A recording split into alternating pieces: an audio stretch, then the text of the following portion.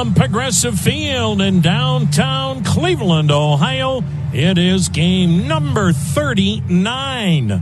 Tomorrow, we reached the 2/3 mark in the 2020 season. Tonight, the Cleveland Indians and the Milwaukee Brewers play in Game 2 of this weekend 3-game series. Hi again, everybody. Tom Hamilton and Jim Rosenhaus ready to bring you Tribe Baseball from Progressive Field. Brian Matze, as always, running command center, and she's not with us this year except in spirit, but Stephanie Hagel will be back with us in the booth in 2021. The umpires tonight, Jordan Baker behind the plate, Jeremy Riggs at first, Jeremy Rehack at second, and a fan favorite in both dugouts, Jerry Meals, the crew chief, and the third base umpire tonight. We've got a lot of cloud cover here in downtown Cleveland and a light breeze that is blowing out toward right field. Again, it has felt a little bit like autumn, although it is September 5th and high school football is in full bloom in the Buckeye State. Still, we don't want to think autumn just yet. We've had too nice of a summer weather-wise to give it up. Milwaukee trying to climb to the 500 mark.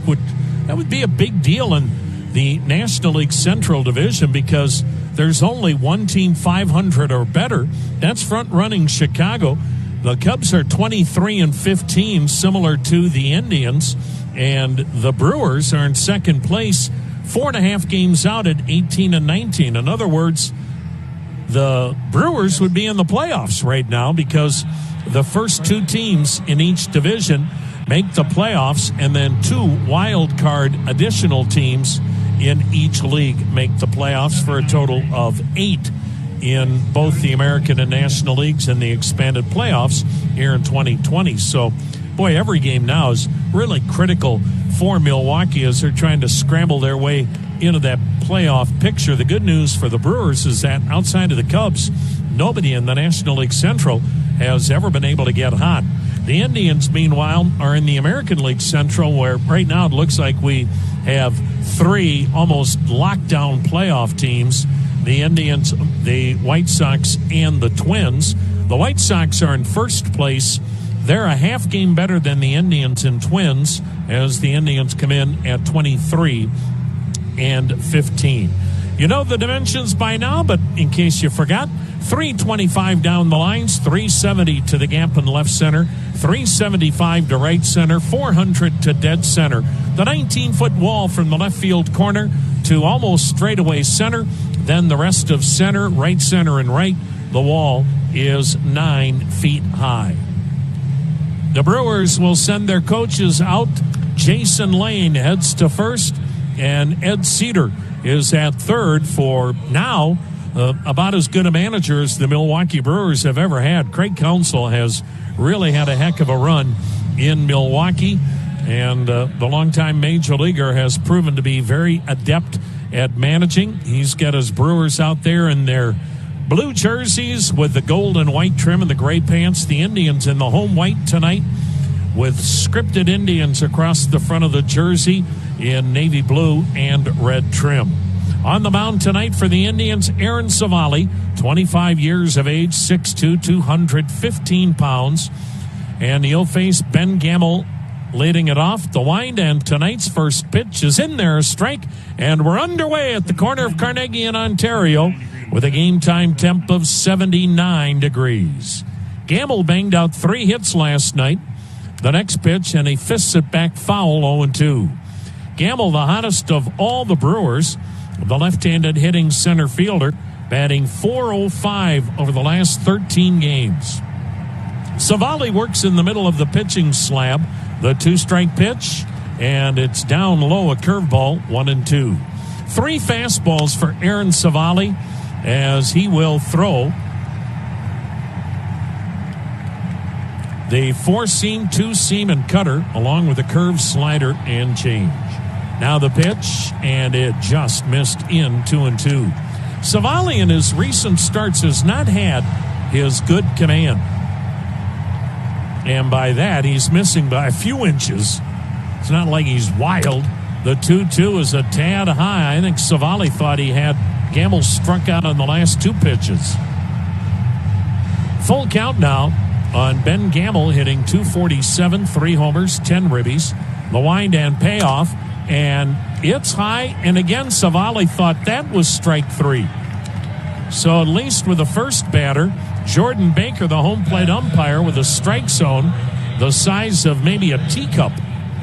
So Gamble was aboard to start tonight's game with a walk.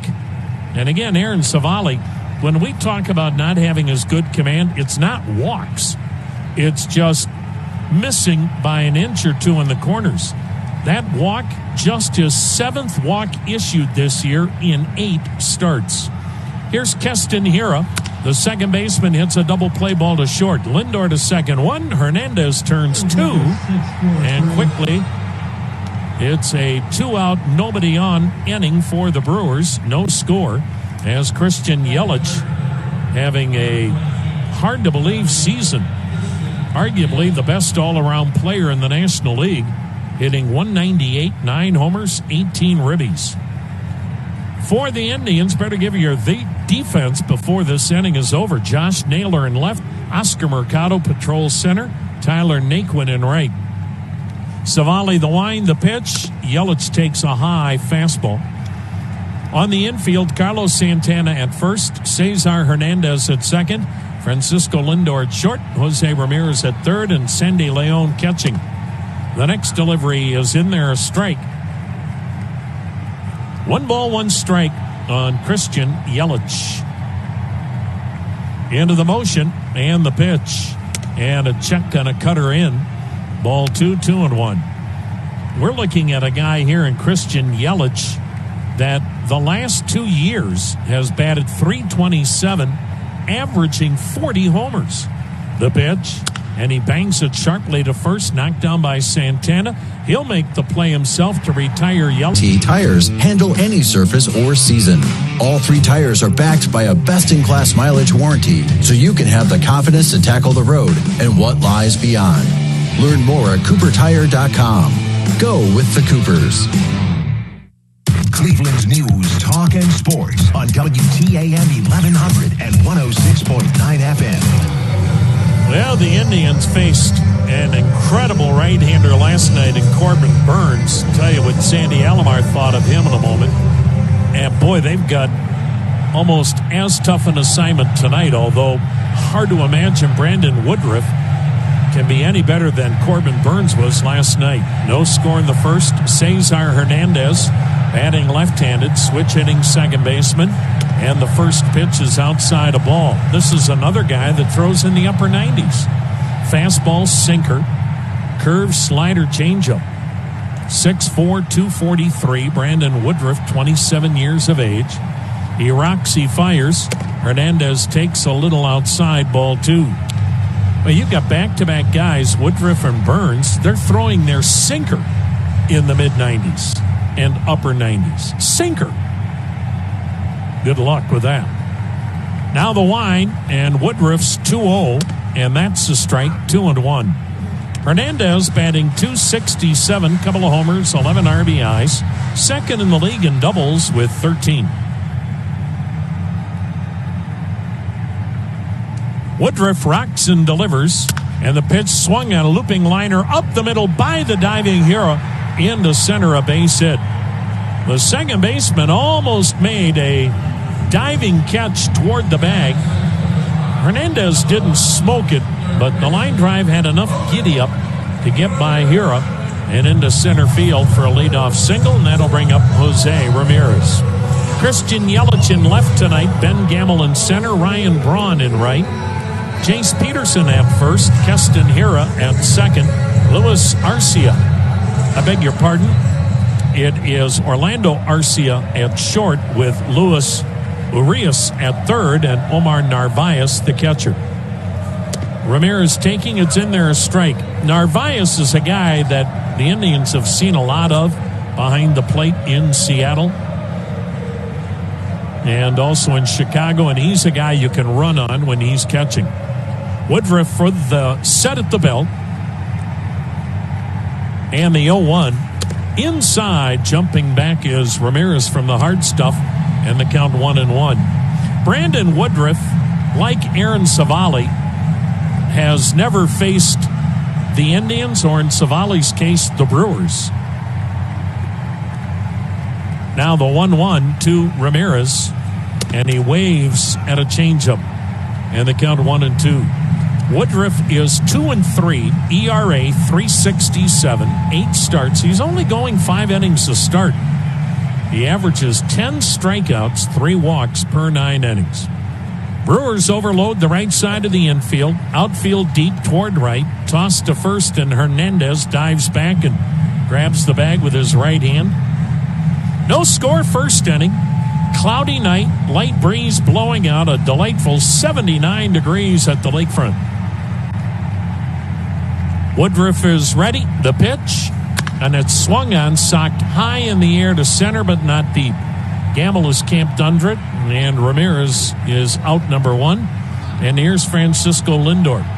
He is one Indian that has made an adjustment.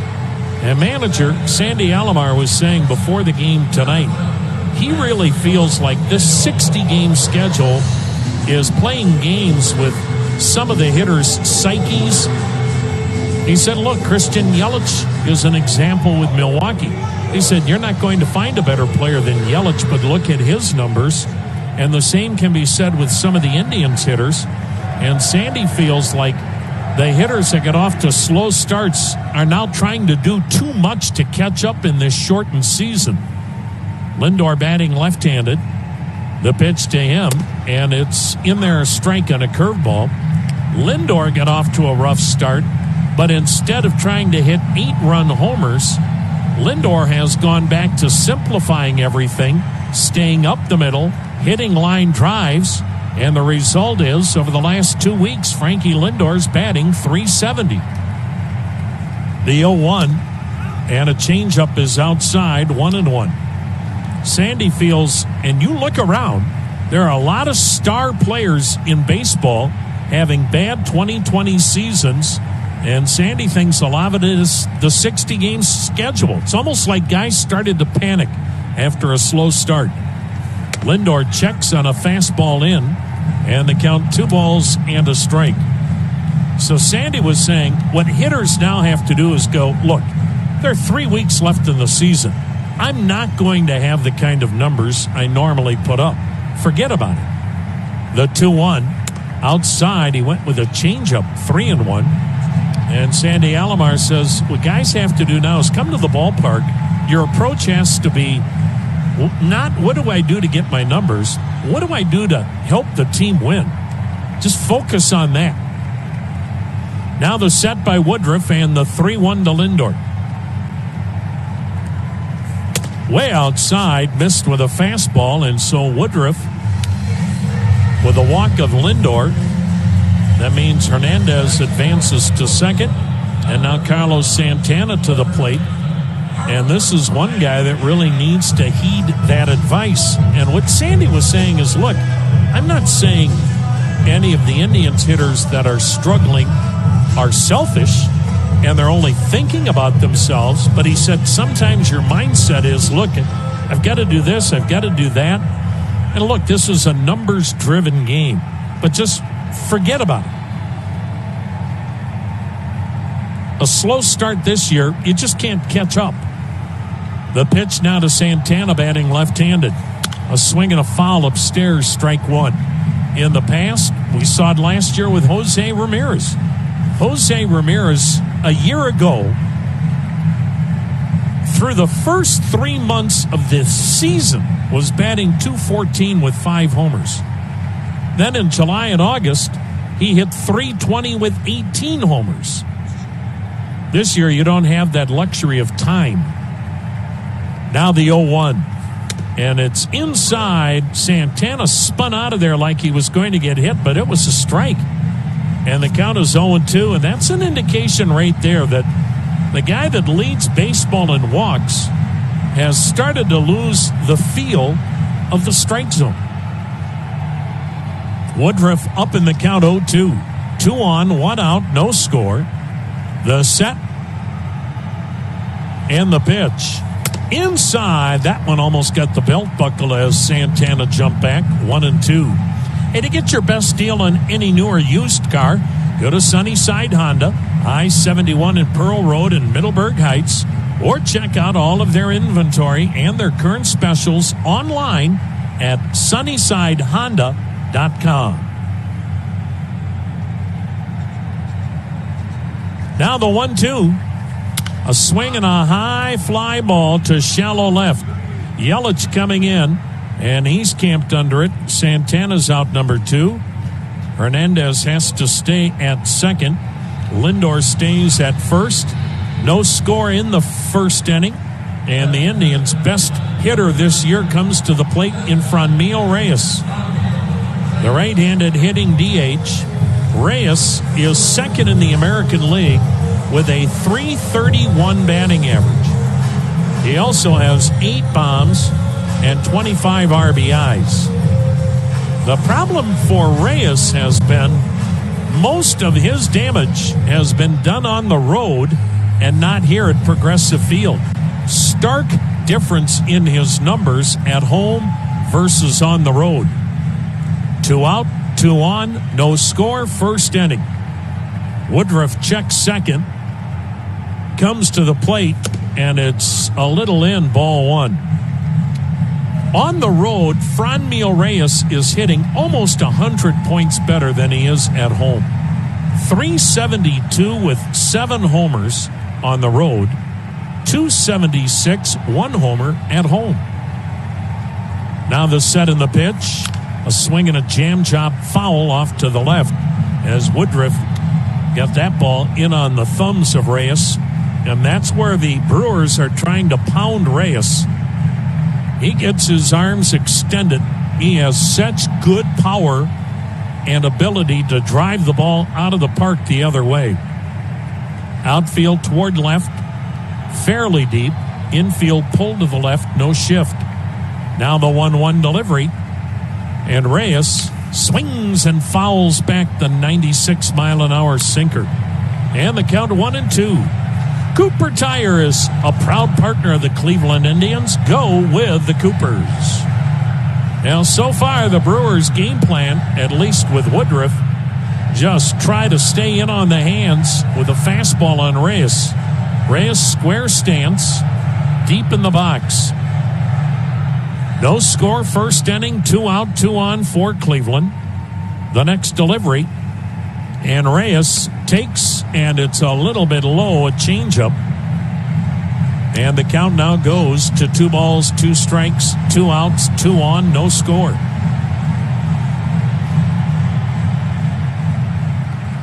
Crowd really into the game tonight. Sounds like they cranked it up a little, didn't they? John Adams banging the drum out there. Now the 2-2 delivery from Woodruff.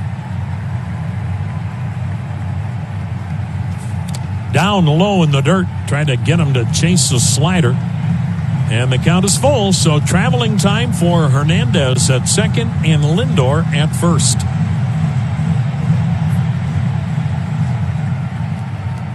Tony Mansolino coaching at third, Kyle Hudson coaching at first. Indians, the only team of baseball that has replacement first and third base coaches because of what has gone on with the coaching staff and manager. Now the payoff pitch. Swung on a little floater to right, and Ryan Braun's right there to pull it down. And Reyes and the Indians are done in the first. Indians still Link up WTAM.com. The Indians and Brewers go to inning number 2, no score. Aaron Savali to Ryan Braun, who hits the first pitch up the middle on the ground. Sliding towards second, Lindor, the shortstop, gloves it, throws it, and Braun is a 1-pitch out. Now, Ryan Braun, in his 14th year with Milwaukee, and, well, we know all about what happened with the PED suspension, but regardless, he has had one of the greatest careers in the history of the Brewers franchise. Really, the only guys better would be Paul Molitor and Robin Yount. Ryan Braun has 6 years, 30 homers or more, 5 years, 100 RBIs or more. Here's Daniel Vogelbach taking a strike. Ryan Braun, a former Rookie of the Year, former National League MVP. Vogelbach DHing, the left-handed hitter, takes up and in, 1-1 to count. Vogelbach looks like one of those guys from an old Western. The 1-1 swings and fouls it off his foot, 1-2 the count. The guys that used to put horseshoes on the feet of horses, he looks like the kind of guy that would pick up the horse, put him on his shoulders, and put the horseshoe on that way. He is some kind of big and strong. And they gave him a jersey a size too small, I think. Yeah, why give him a schmedium? That's not right. Now the 1-2 pitch. Swung on a one-hop smash up the middle into the shift on the right side. Indian shortstop Frankie Lindor retires Vogelbach. 2 down. I love the honesty of Craig Counsell, too, when it came to Vogelbach. He goes, hey, we're just trying to strike lightning in a bottle. You never know. I mean, that's as honest as you'll get. Hey, the Mariners did. The first half of last year, he made the All-Star team. But I love that. There's no corporate speak. There's no, we're hoping we get lucky. They've run through their roster a little bit here in recent weeks. 2 down, no score. Orlando Arcia takes a first pitch strike from Aaron Savali. Very underrated shortstop. Arcia, 242 hitter, looks at a curve and a knee buckler for strike 2. Well, folks, Aaron Savali has his command back. Boy, does he look sharp here in the early going. Now the 0-2 pitch. A swing and a little dribbler out toward the mound. Grabbed by Leon, spins, throws, got him! Despite a head-first slide by Arcia. What a play by Sandy Leon as he went out toward the mound, made that tick 7 and 8. In the Indians lineup to face Brandon Woodruff, the hard-throwing right-hander. Boy, last year, Brandon Woodruff was standing in the exact same spot he is standing right now. He was able to pitch for the National League in the All-Star game here in Cleveland. Tyler Naquin leads it off. The big right-hander delivers, and it's a fastball in tight, ball 1. Woodruff gave up 1 run in the All-Star game last summer, went 2/3 of an inning, but doesn't take away from an outstanding season. Now the 1-0. It's swung on, fouled upstairs, 1-1. Legacy Roofing is Ohio's premier roofing service provider. If you need a roof repair or full roof replacement, call 855-GOT-ROOF. Get a free estimate. Visit LegacyRoofingOH.com for more details. Now the 1-1. Naquin waves at the high heat, 1-2. Naquin hitting .348 over the last 13 games. Brewers go into that overloaded shift to the right. They put their shortstop in shallow right as the rover between the first and second baseman. Now the 1-2. Up and in, and that again got the head snapping out of the way. Naquin with a 2-2 count. When a guy is throwing 96 and it's up and in, boy, you better get out of the way.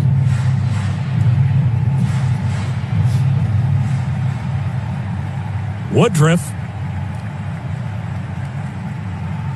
into his delivery. And the 2-2. High heat, full count. Last year, Woodruff missed 2 months of the season. He had an oblique injury, but he still went 11-3. Brewers have had a hard time keeping their pitchers healthy the last few years, but they've gotten to the playoffs nonetheless. Now the payoff, way outside, and Woodruff walks Naquin to start the second inning. Second walk given up by the big right-hander. Milwaukee last year got into that wild card game. The Indians know how that can go. Brewers had the lead late. Washington got 3 runs in the bottom of the 8th to beat Milwaukee 4-3. Washington was 6 outs away from going home. They rallied in the wild card game, and the next thing you know, they were having a parade in our nation's capital. Here's Josh Naylor, the left-handed hitting left fielder, coming in the Mike Clevenger blockbuster. Naylor spread out at the plate, square stance, takes a strike at the knees. See your Northern Ohio Buick dealers. Get attractive offers, including the all-new Buick Encore GX. Double thumbs up from Brian Motze. He's a Buick man. Now the 0-1. Swung on, hit a ton to deep left. Down the line, it's slicing foul. And the count 0-2. Naylor batting .265 with a homer, 5 RBIs. Brandon Woodruff, he's a Mississippi native. Went to college in Starkville, Mississippi State University.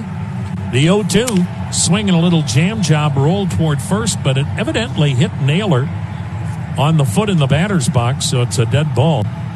And the count stays 0-2.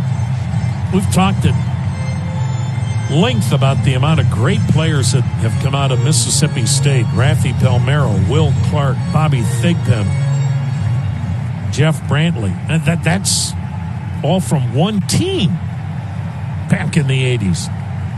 Now the 0-2 pitch.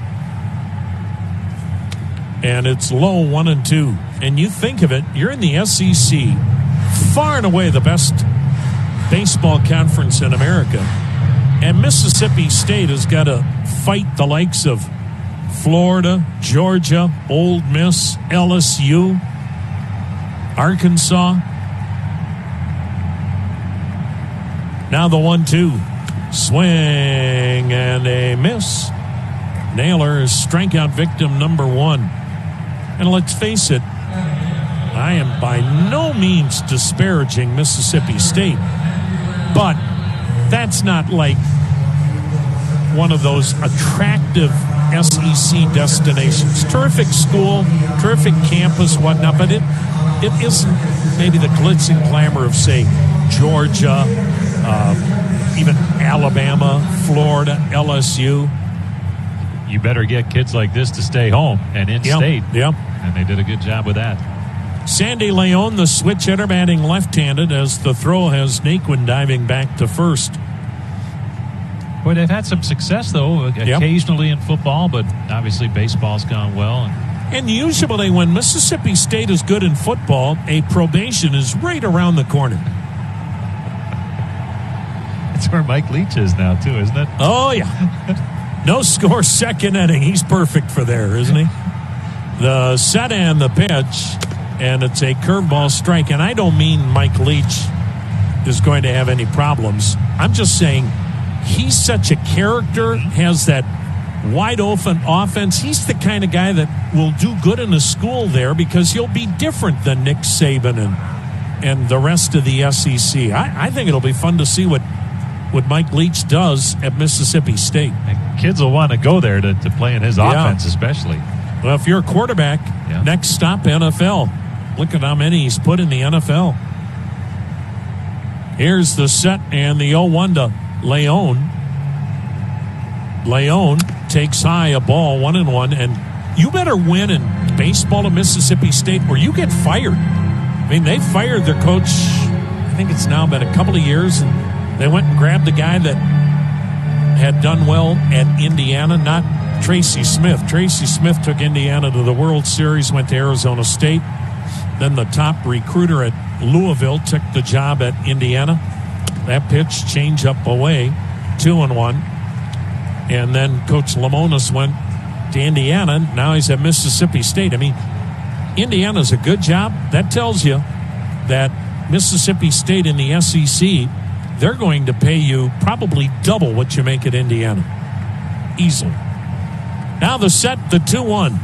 And it's in there, strike 2-2. But if you don't win, whether you're Mississippi State or anybody else in the SEC, that welcome wagon leaves in a hurry. And how do you compete with the upper echelon in that league on a consistent basis? You know what, though, Rosie? Here's the set and the 2-2. Swing and a miss. Tardy on the fastball. Leon, strikeout victim number 2. 2 down, runner at first. No score in the second. The SEC is so good, you don't have to. In conference? I mean, just be okay in conference, and you're getting into the NCAA tournament. And chances are you're not going to play anybody in your regional that is better than anybody you played in the SEC. So I think that's what makes that attractive is how many years does the SEC get? About 8 schools that give bids. Facility-wise, it can't be much better than that. Nope. Here's Oscar Mercado, runner on 2 down, second inning, no score. Woodruff throws over to first, and Naquin back with a dive. Delino DeShields still with a sore shoulder. So Mercado gets a chance. And Sandy Alomar said they've really preached to Oscar Mercado. Take the approach you took last night. Just take the ball back up the middle. Right now, the second baseman, Hira, playing up the middle. The pitch, and it's a breaking ball, strike in the inside corner.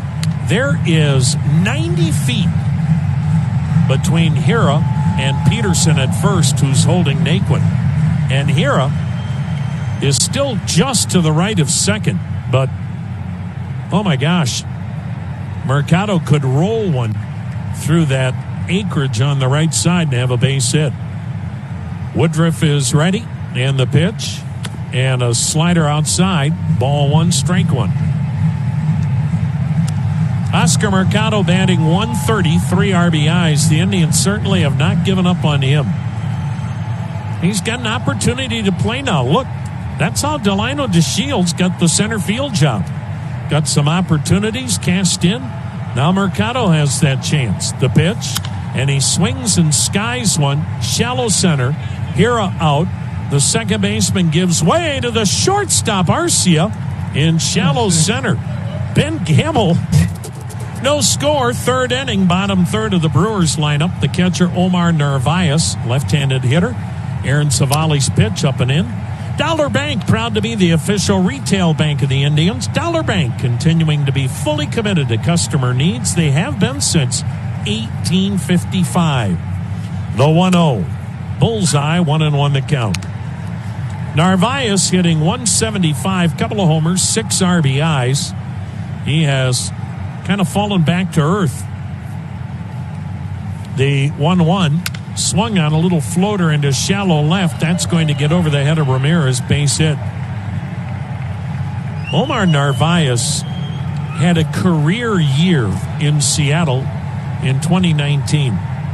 He had hit 12 total home runs in 3 major league seasons, and then last year hit 22 in Seattle. Yet they didn't keep him.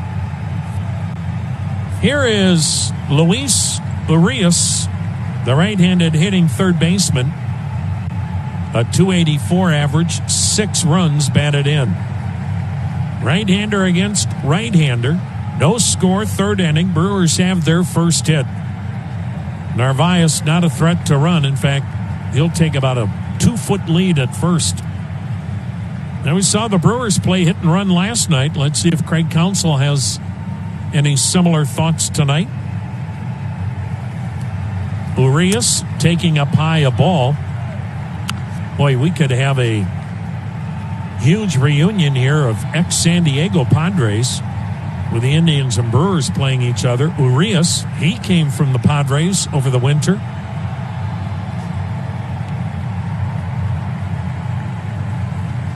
Now the set and pitch, a swing and a foul back. They count 1-1. Of course, the Indians just in the bullpen alone. The Indians have 4 ex-San Diego Padres. And the Indians also have a couple of ex-San Diego they have 3 ex-San Diego Padres as position players. So 25% of the Indians roster is ex-Padres. The pitch, and maybe outside. So the count goes 2-1 to Urias. This kid had been the Padres' number 3 prospect heading into last year. Sure seems like the Padres, the 2-1 pitch, a swing and a foul down the right side, 2-2. Sure seems like the Padres, I don't know if run out of patience. Sometimes to me they've got so much talent They're like a kid on Christmas morning who, instead of getting 3 gifts, got 15, and he's overwhelmed with which toy to play with. Yeah, I think for a team sometimes you got to give them a chance to gel and come together. But I don't know, they have a good team right now, so something's going well, and they're doing something right. Now the set, now the 2-2, and Arias takes and strike 3 called. What a curveball. So Savali strikes out Arias looking. First strikeout, first out in the third. No score for Jace Peterson, the left-handed hitting first baseman. And Jace Peterson is a player that has never played for San Diego. But he's played with Baltimore, the Yankees, Atlanta, 9 years in the minor leagues.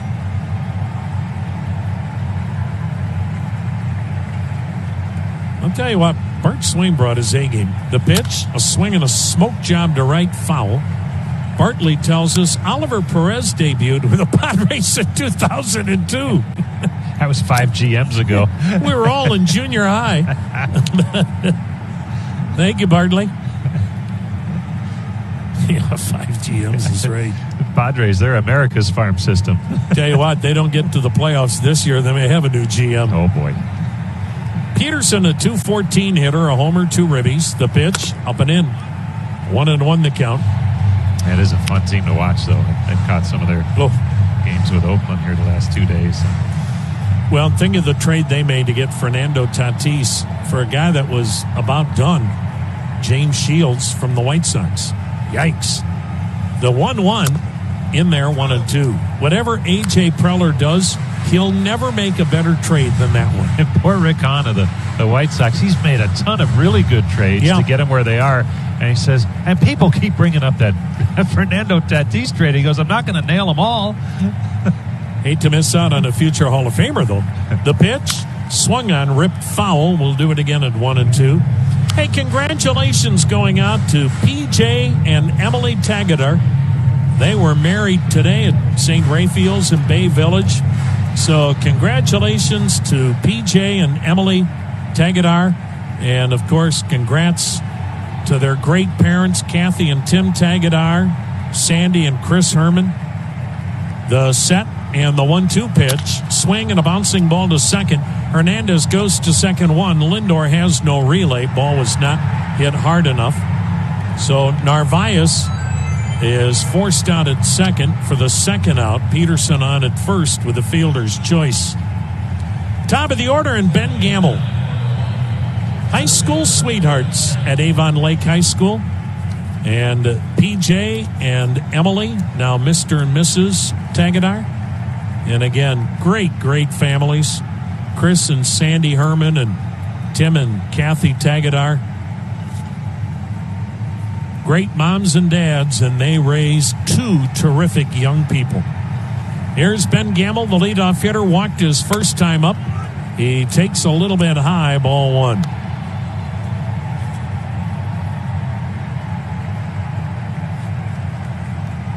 So if there's a little noise going on in Avon Lake tonight, don't worry about it, folks. It's a wedding. Here's the set.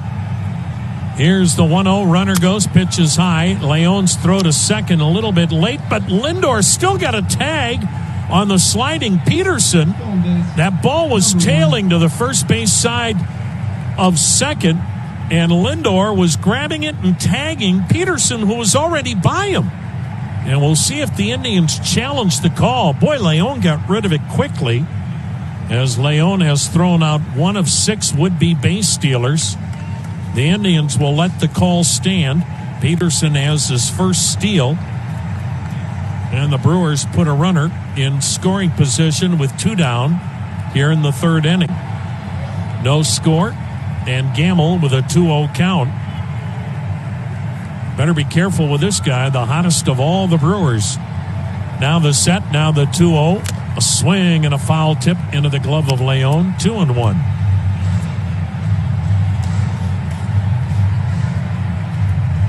Father Eric Garris did a great job as the celebrant today. So congrats to the new happy couple, PJ and Emily Tagadar, and the moms and dads. The pitch, check swing, and a curve low. Did he go? Yes, says third base ump Jerry Meals, who suddenly has fans in the Indians dugout. Jerry Meals must have felt like the kid that nobody loves last night. He was wearing it from both dugouts, wasn't he? A lot of it justifiably so. No score, third inning. That pitch is a little bit high. Full count on Gamble. Now, the good thing about it was Jerry Meals made both dugouts livid. So, if that was your goal, mission accomplished. Indians are not very deep in the outfield for Gamble. He is really erect at the plate, slightly open stance. The payoff pitch. Swung on, grounded foul, first base side. Will do it again at 3-2. Ben Gamble ended up in Milwaukee when the Brewers traded Domingo Santana to Seattle. That happened before last season. Santana now in Lake County. Now the payoff. Checked and strike three called on a fastball. Gamble didn't think so, but Savali gets his second strikeout. And we go to the bottom of the third inning. The Indians Brewers, no score. Cesar Hernandez single to center his first time up. Hard-throwing right-hander Brandon Woodruff into the motion, lets it fly, and it's in there, strike on a curve. Dan McGill of Lewis Center is tonight's contestant in the Liberty Ford Grand Slam giveaway. The 0-1 fouled straight back 0-2.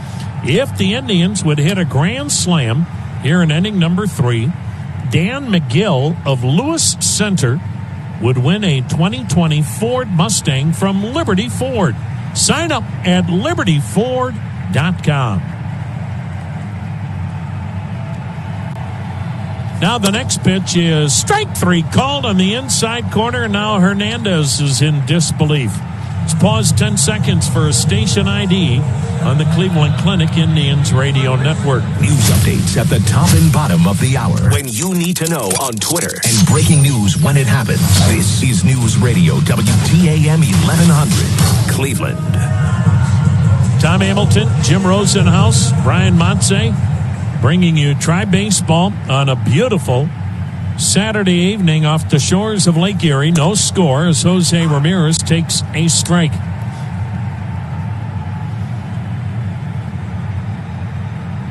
Brewers with 3 on the right side of the infield. Woodruff lets it fly. And boy, I don't know. I guess it missed. I tell you what, with Jordan Baker behind the plate, this is like Jerry Meals. No clue what's a strike, what's a ball. That looked like a strike. Now the windup. And Woodruff with a 1-1 pitch to Jose Ramirez. And he bunts back toward the mound. Charged on the left side by the third baseman. And Urias will just hang on to it. Well, I don't think Ramirez wanted to bunt as hard and where he bunted it, because Woodruff might have had a play on it. He bunted it so hard by the left side of the mound, it still worked.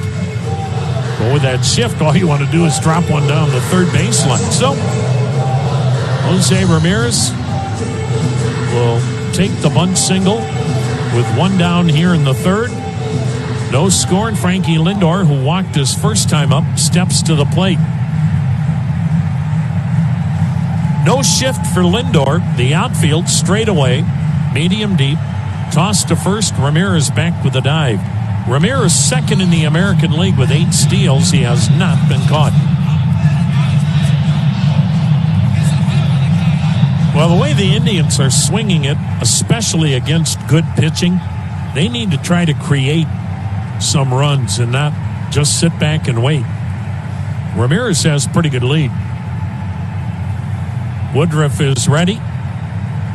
The pitch, and it's a little low, ball 1. Ramirez looks like he wants to go at some point. He is getting a pretty good lead on Woodruff, and Narvaez has thrown out 25% of the base stealers this year.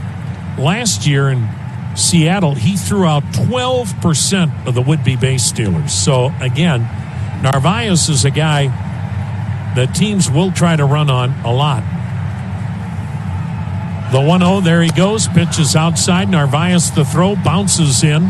Knocked down at the bag by Arcia. And number 9 for Jose Ramirez. He is a perfect 9 for 9 in steals. And the Indians have a runner in scoring position. One down here in the third. No score as the Indians try to get their offense going. The Indians last night, in essence, the Indians last night were shut out. They scored a run, but it was unearned. Incredibly, that's the 18th game this year the Indians have scored 2 runs or less. Now the set. Woodruff checking second. The pitch fouled upstairs, 2-1. 18 out of 38 games, almost half the Indians' games, they've scored 2 runs or less. They're 5-13 when scoring 2 runs or less. It is hard to believe, but the Indians only need to score one more win or one more run, and they're almost unbeatable. The pitch, Lindor with a towering fly to center, not deep. Gamble coming in, and he is under it. Lindor's out number 2. 3 runs a game, that's a bad offense. But when the Indians score 3 runs or better, they are 18-2. That just tells you how incredible the Indians' pitching is to be 18-2 when only scoring 3 runs or better. In other words, if the Indians just had a mediocre offense, again, you'd be looking at a ball club right now that might be 32-6 because of the team ERA that's 2.82. Here's Carlos Santana, switch hitter batting left-handed. Shift to the right. Santana spins out of the way. It's in tight, but not by much. Ball 1. Ramirez at second. 2 down in the third, no score. The Indians were 1 for 8 when batting with a runner in scoring position last night. So far tonight, 0 for 3.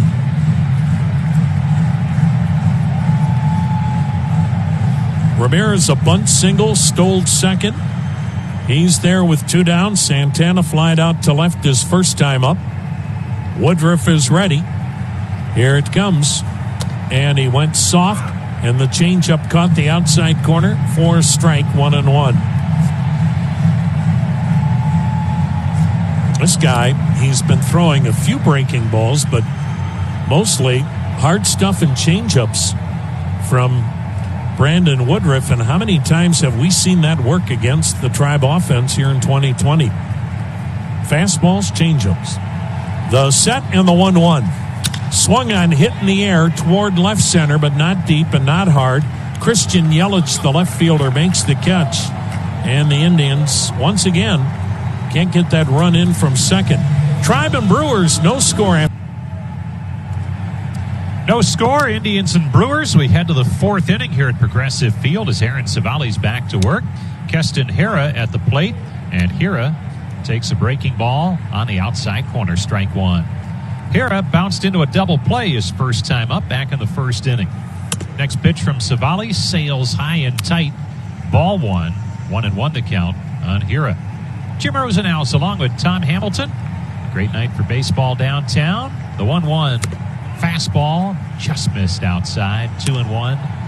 Brian Matze at our network studios, keeping us moving in the right direction. And here's the 2-1 from Savali. Inside, and it almost hit him. It did hit him. Just glanced him on the way by. Maybe he just caught the uniform. But enough to be a leadoff base runner for Milwaukee here in the 4th. And we remind you that the 4th inning is the Chick-fil-A double play inning. If the Indians turn a double play here in the 4th, use the Chick-fil-A app to get your free breakfast variety entree from participating Cleveland, Akron, and Sandusky Chick-fil-A locations. Breakfast available until 10:30. Christian Yelich, the batter. Here's the pitch. Fastball strike on the inside corner. And personal experience this morning. Took the family over and we checked out the breakfast variety entrees from Chick-fil-A this morning, and there are quite a few. So a good time. Great breakfast. Highly recommended. And it could be free if the Indians turn a double play, and the Brewers do have a runner at first with nobody out here in the fourth. As Yelich grounded to first his first time up. Here's Savali's pitch. Swing and a miss. 0-2 the count on Yelich. And talking to some of the Brewers people yesterday, they said they've seen a lot of that, just wild swings from Yelich. And while it's hard to make contact on pitches outside the strike zone, he's struggling making contact with strikes as well. Unusual for him. The 0-2. Swing and a miss. Strike three. Savali went with the off-speed, and he strikes out Yelich.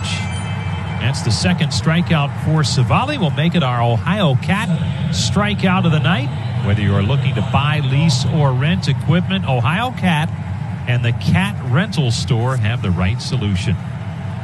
So one gone in this scoreless game, top half of the fourth inning. And here comes Ryan Braun, who grounded to short his first time up. Braun's had a tough time staying healthy so far this season. He's been bothered by a back issue of late. He pinch hit last night but did not start. And earlier in the season, he had an infected right index finger. And his manager, Craig Counsell, was saying today, just trying to get him on the field on a consistent basis. That's the biggest challenge right now. Not worried too much about how he's performing. First things first, get him on the field. And he's back in there tonight. And for the Brewers, that's a key. He's been a key to their two playoff runs the last two seasons with very good Septembers. Here's the pitch to him. Fastball up high. And the count is 1-0 on Ryan Braun. Boy, one of the best hitters in baseball for a while. Now at that time in the career, trying to see how far he can take it. Braun broke into the big leagues in 2007. Here's the 1-0. Swing and a miss. 1-1 the count. Not many players anymore will spend parts of 14 seasons with one major league team, but Braun has done it with the Brewers. And now, at the age of 36, looking for one more postseason run at least. And seeing if this is a season where the Brewers can really make a nice run in the postseason if they can get there. They're right in the mix heading into play tonight. Here's the 1-1. Swung on, line foul, and out of play off to the right. So 1-2 the count on Ryan Braun out of the University of Miami. Driving Brewers, no scores. We play in the top half of the fourth inning. Day game tomorrow. And Shane Bieber will be back on the mound for the Indians against lefty Brett Anderson. For the Brew Crew, Bieber 6-0 on the season. Here's the 1-2. Fastball up high, snap throw to first, and it gets past Santana, and it trickles down the line, and that will allow Hira to move up to second base into scoring position. Oh, Leon thought he had a play there at first base, so he threw behind the runner, but his throw was offline. And Santana, reaching into foul territory, got a glove on it, or that would have been all the way down the right field line. He stopped the pace of that baseball a little bit. And that'll be a throwing error on the catcher, Sandy Leon. Now, last night the Brewers took advantage of a Tribe error on their way to a big inning late to snap a 1-1 tie. Here's the 2-2. Swung on, foul back to the screen. And we'll do it again on 2-2. Now Savali trying to work out of this jam here with one out and a runner in scoring position. 3 strikeouts for Savali, 1 walk, a hit batsman, and 1 hit allowed so far. Here's his 2-2. Swung on and missed, strike 3. Got him to chase a breaking ball in the dirt. Braun is retired on strikes. 2 down in the inning. You know, it's a combination where you could see a ton of strikeouts this weekend as the Brewers strike out a bunch. Milwaukee, one of the highest strikeout clubs offensively in baseball, and the Indians with more strikeouts as a staff than any team in baseball, save for the Dodgers. Well, now it's Dan Vogelbach, big left-handed hitter, grounded to short his first time up. Here's Savali's pitch. Fastball up for ball 1. Visit your local Ohio Kubota dealer today and test drive the Kubota L2501 compact tractor. See why it's the -- selling compact tractor in the U.S. 10 years running. Visit GoKubota.com. Here's the 1-0. Vogelbach takes a strike on a breaking ball on the inside corner. Good pitch by Aaron Savali. Tribe and Brewers, no score here in the 4th. Savali trying to keep it that way with that runner in scoring position. 2 down. Here's the 1-1. Swung on, line, right side, base hit down the right field line. That will score Hira. On his way to second, Vogelbach. The throw by Naquin is not in time. Vogelbach is in with an RBI double, and the Brewers grab the lead here in the 4th, 1-0. Well, with Vogelbach, you expect to see power, and that ball just floated down the right field line. It was a close play at second base, and the Indians want to look at this and have the umpires take a look at it back in New York. So we will have a replay review. And this manager's challenge is brought to you by U.S. Safety Gear. Call U.S. Safety Gear for your corporate apparel needs at 1-800-686-1459. And remember, U.S. Safety Gear is the preferred provider of game day apparel for the Indians. So the headsets are on behind home plate. Umpires conferring back in New York with the replay review crew there. And we'll see if indeed Vogelbach was retired there at second base. It would be the final out of the inning. The run will still count as Hira was able to score before Vogelbach reached second base. So we'll see. Indians seem to think that this will be overturned as just about everybody's in the dugout already. Savali and Leone, they're in foul ground on the third base side, and Hernandez and Lindor make that Naquin and Mercado have stayed near second base, but that's it in terms of fielders for the Indians. So if this is not overturned, they'll have to slink back onto the field and finish out the inning. And it is taking a while to determine if indeed Vogelbach was out or safe at first. Ruling on the field safe. Headsets are off, and he is safe. So it is not overturned. Give Vogelbach an RBI double, and the inning continues for the Brewers. Again, a good throw by Naquin, and they almost got him, but not quite. For Vogelbach, that's his second double, 5th RBI on the season, and he had a good night last night with 2 hits. And maybe Craig Counsell's right. Maybe they have caught lightning in the bottle here with Vogelbach. He's off to a nice start in his first 2 games with Milwaukee. Orlando Arcia will step to the plate.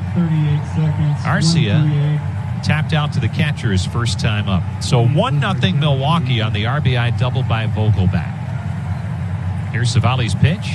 Swung on, line drive, center field, base hit. Vogelbach will be held at third base on the single off the bat of Arcia. Vogelbach does not run well, and that ball was scalded off the bat of Arcia. And the Brewers keep it rolling here in the 4th inning. Runners on the corners now with 2 down. Everstream is the business-only fiber network. If your business demands a high bandwidth, low latency network, Check out Everstream, faster fiber, better business, everstream.net. Omar Narvaez, the batter. Narvaez singled his first time up last inning. Well, normally, Aaron Savali very strong at keeping damage to a minimum. Here's his pitch. Breaking ball down low for ball one. That's why in each of his 7 starts, he's thrown at least 6 innings. Rarely is he hurt by the big inning. Right now, 1 run in. Runners on the corners with 2 down in the 4th. Here's his 1-0. Fastball strike on the outside corner. 7 games of 6+ innings pitched. That's tied for 3rd most in Major League Baseball with Arizona's Zach Gallen. And they trail Shane Bieber and Texas's Lance Lynn for most games working 6 innings or more. Savali does have that 1 complete game 3 starts ago at Pittsburgh.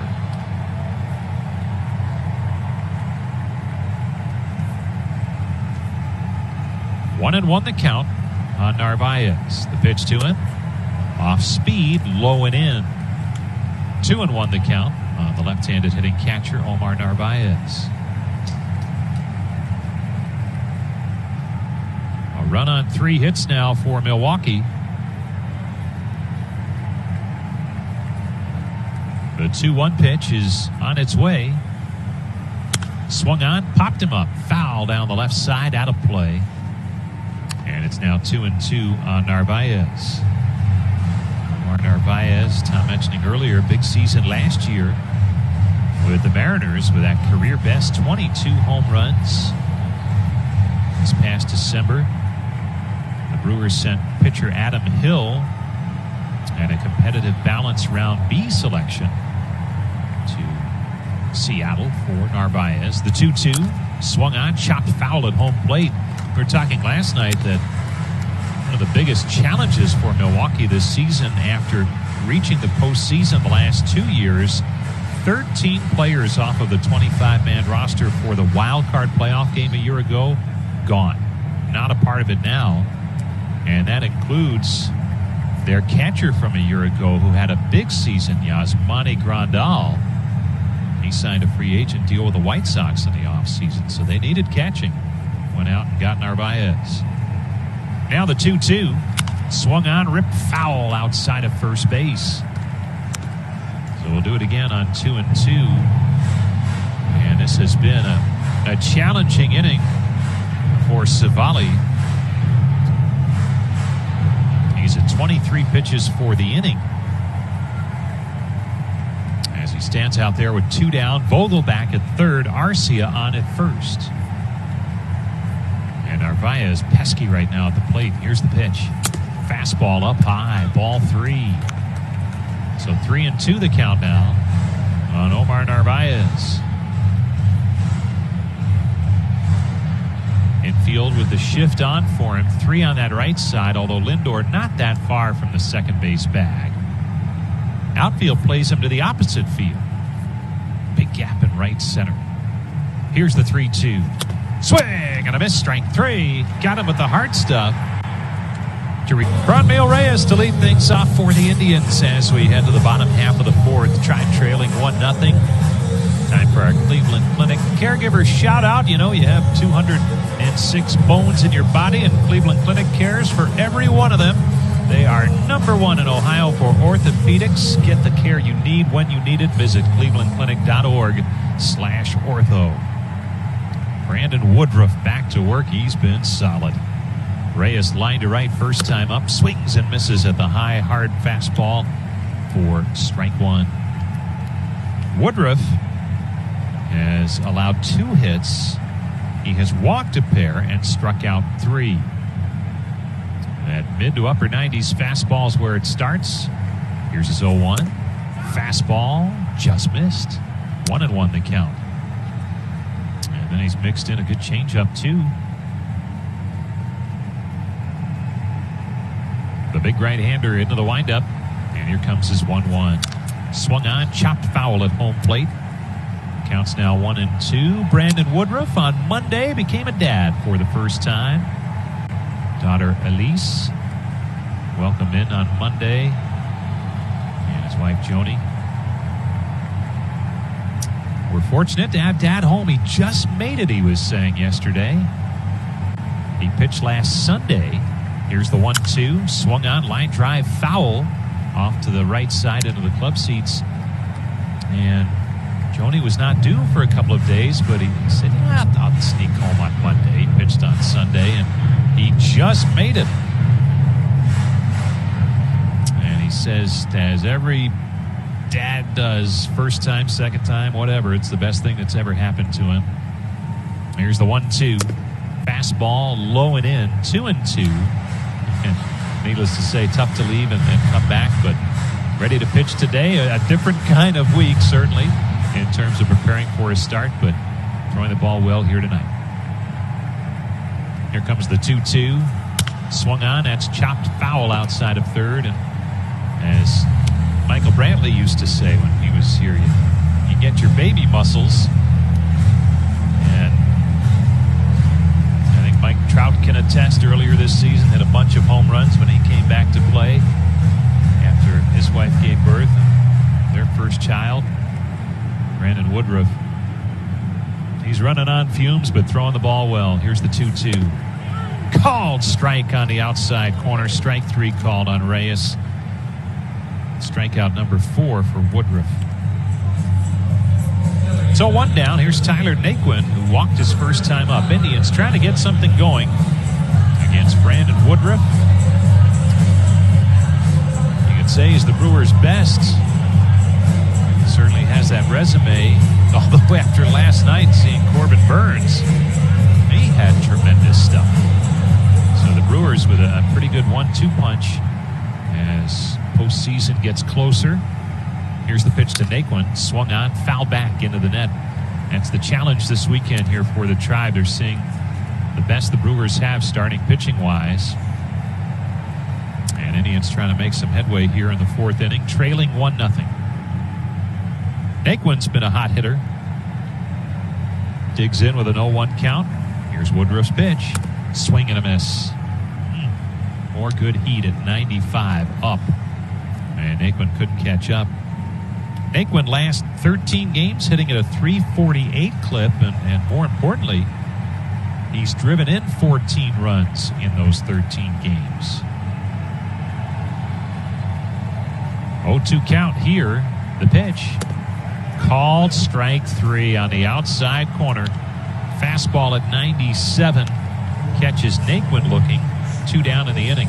Whether you're shipping from Cleveland or through Cleveland, choose Global Transport, Northeast Ohio's preferred provider for transportation and logistics management.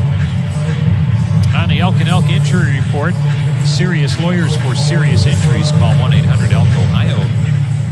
Indians with Delino DeShields nursing a shoulder contusion as Josh Naylor chops one foul outside of first. It's 0-1. So DeShields had to leave last night's game. Not in there today, listed as day-to-day right now. So after effects of making a great catch in Kansas City on Wednesday, but slamming into the center field wall to do it. Here comes the 0-1 pitch from Woodruff. Swing and a miss. Big cut that time by Naylor and didn't get it. And quickly it's 0-2. Roberto Perez still on track to catch tomorrow, according to Sandy Alomar. He's had some shoulder fatigue, lifted from Wednesday's game in Kansas City, and has not played in each of the last 2. Here's the 0-2. Change up, down low, 1-2. So some minor injuries, you would say, at this point for the Indians to DeShields and Perez. 1-2 the count on Naylor. Struck out first time around. Up there now at 2 down, base is empty, and Milwaukee leading 1-0. Naylor still in his first week with the Indians. Here's the 1-2 pitch. Fastball missed down low. 2-2 the count.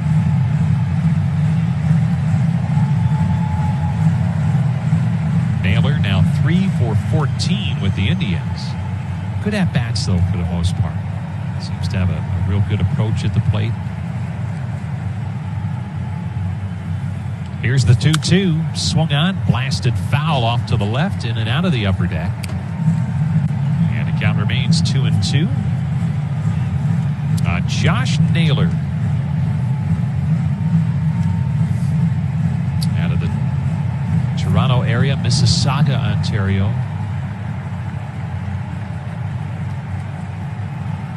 Now the 2-2 pitch. Called strike 3 on the inside corner. Naylor can't believe it, but he to work. 5th inning underway. Milwaukee leading at 1-0 here in downtown Cleveland. Savali's first pitch to Luis Urias is in there for a strike, a curveball that time, and it's 0-1 on Urias, who struck out looking his first time up. One of 5 strikeouts for Aaron Savali. The 0-1 breaking ball just missed outside. Savali, the Northeastern University product. Northeastern in Boston. He grew up in Connecticut.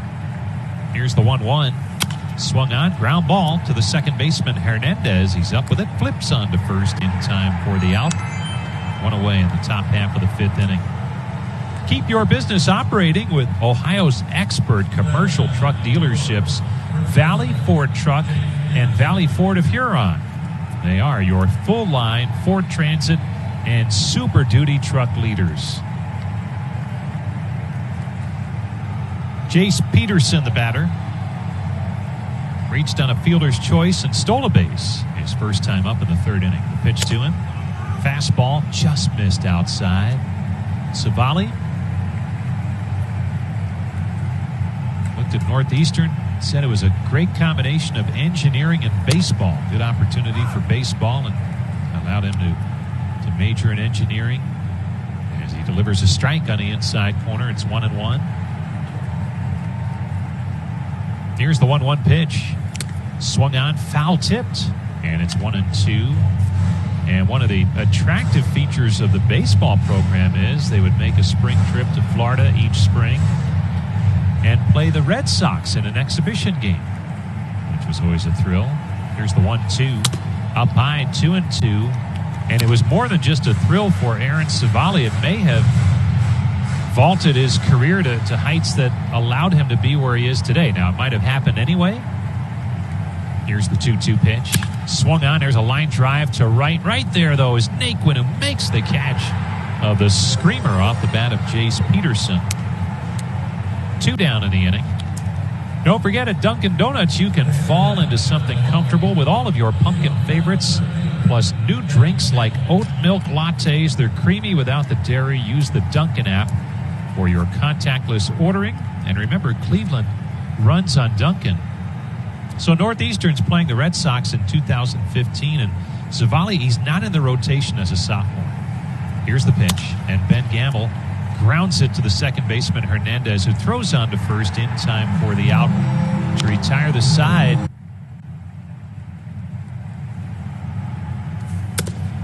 Sandy Leon gets it started for the Indians. Bottom half of the 5th inning, and he swings and misses at another good fastball from Brandon Woodruff.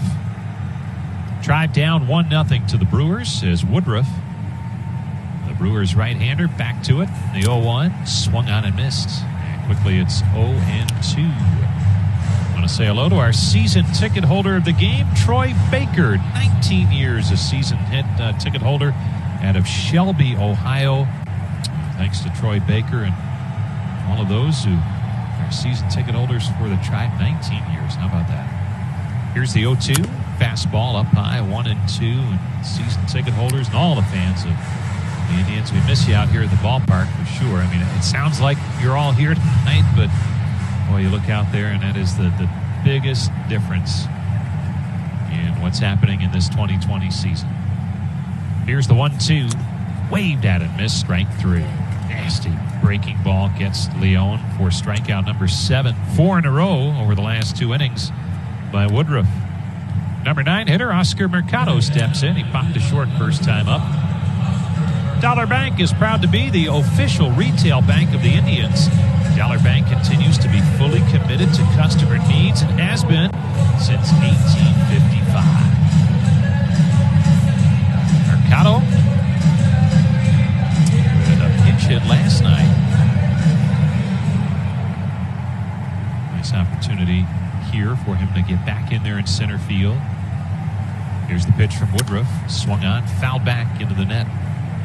Time for our Cleveland Indians memorable moment, brought to you by Smucker's. Headquartered in Northeast Ohio, the J.M. Smucker Company makes food that people and pets love.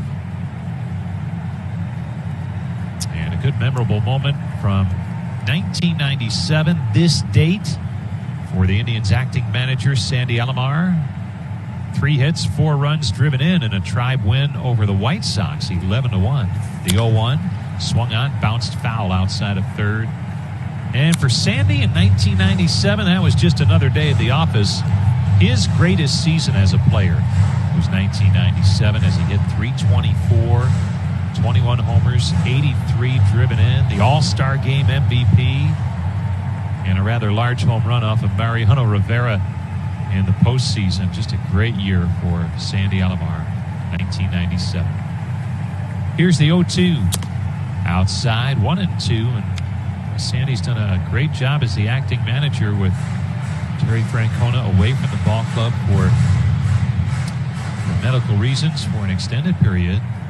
Again, well wishes going out to Tito as he's recovering. Here's the 1-2. Fastball outside, 2-2. Hopefully we'll see Tito at some point soon, back in that dugout and be where he loves to be and where the Indians love to have him. 2-2, the count on Mercado. Here's the pitch. Fastball just missed inside.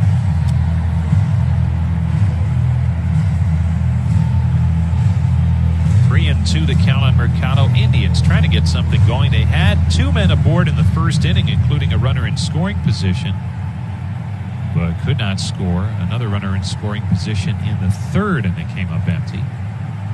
So the score remains 1-0 Brewers here in the 5th. The 3-2. Down low, ball 4. Good at-bat by Mercado, who was down in the count and works a walk. Third walk allowed by Brandon Woodruff. Back to the top of the lineup for Cesar Hernandez, who has singled and struck out in his 2 trips. The good folks at Dominion Energy would like to remind you, whether you are an individual or contractor, state law requires that you call 811 before you dig to have those underground utilities marked. It's simple and free. Just dial 811. Mercado, good speed at first, draws a throw, dives back in safely. A run on 3 hits for Milwaukee. No runs, 2 base hits, and an error for the Tribe. It came in the inning where Milwaukee scored, but it was not an unearned run. It was an earned run. Long set by Woodruff. Now the pitch. Fastball in tight for ball 1. Brandon Woodruff, with that tremendous season a year ago that netted him his first All-Star Game appearance, really burst on the scene in 2018, establishing himself at the Major League level. Here's the 1-0, down low, 2-0. And he was a key starting pitcher for a Brewers ball club in 18 that took the Dodgers to Game 7 of the National League Championship Series. And he gained some notoriety in the opener of that series. Hit a home run off of Clayton Kershaw. The 2-0 pitch. Swung on, line drive, left center field. That gets down for a base hit, and it is rolling to the wall. This will score Mercado as he's flying around third with a tying run. And Cesar Hernandez comes through with an RBI double to tie this game at 1. Yeah, with 2 outs, Mercado can run on anything hit, and he can fly, and scored easily from first base on the double off the bat of Hernandez, his 14th double on the season. Cesar Hernandez has been among the league leaders in doubles all year long, and now he's tied for the top spot with Tampa Bay's Willy Adames. Mound visit with this ball game suddenly tied at 1. As the Indians getting it done here with 2 down. 1 out, so a good read by Mercado on the RBI double by Hernandez. Well, they finally have broken through against Woodruff. Not easy. And let's see now, runner in scoring position in Hernandez as Jose Ramirez steps in. And again, only 1 out in the inning. As Ramirez steps in 1 for 2. Bunt base hit his last time up. Different situation here. Here's the pitch to him. Strike called on the outside corner. Ramirez with nobody on base, and the Brewers in a shift had a wide open spot on that third base side of the infield, and that's where he put the bunt down. They still have the shift on here, but a little more coverage on that third base side. The pitch, swing and a miss. And quickly it is 0-2 on Ramirez. Indians bidding to take the lead here and give Aaron Savali some run support. He's been outstanding tonight again.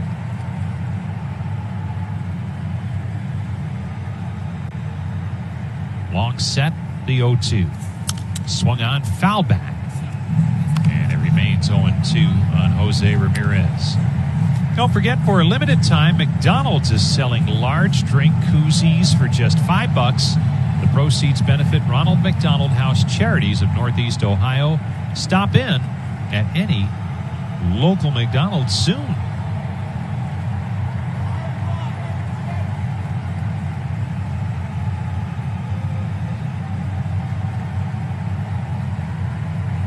Woodruff with the long set again. Here's his 0-2.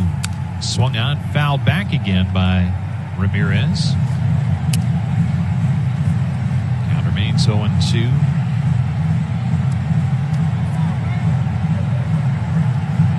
Brewers again with that shift. 3 on the right side. The shortstop, Arcia, is in shallow right in that shift. Here's the 0-2 pitch. Swung on, fouled back again. Good battle here by Ramirez, fouling off several pitches with 2 strikes to stay alive. Indians and Brewers each with 1 run on 3 base hits. That's how good the pitching has been into the 5th inning. Now the Indians driving up the pitch count on Woodruff. This next will be number 90. Long set in the 0-2. Breaking ball down low. Did he check it? You bet. 51 Peralta now warming in the Milwaukee bullpen. 51 Peralta. Brewers have activity in their pen. Freddie Peralta, a right-hander, loosening up. He has been a starter on occasion this season, but working out of the bullpen tonight.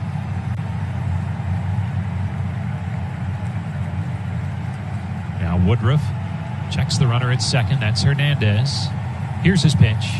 Swung on, ripped foul past the first base bag, and first base coach Cal Hudson.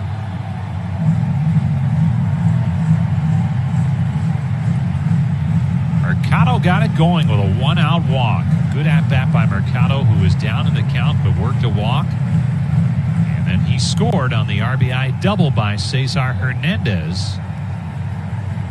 And now Hernandez looking for Ramirez or perhaps Lindor to drive him in.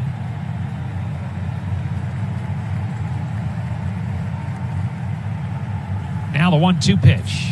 Swung on, popped him up, foul off to the left side now to play. And we'll do it again on 1-2. Don't forget, anytime the Indians score 5 runs in a game, you can pick up 1 free small curly fry the next day at your nearest Arby's restaurant. All you need to do is mention this promotion only at Cleveland Arby's locations. Arby's, we have the meats.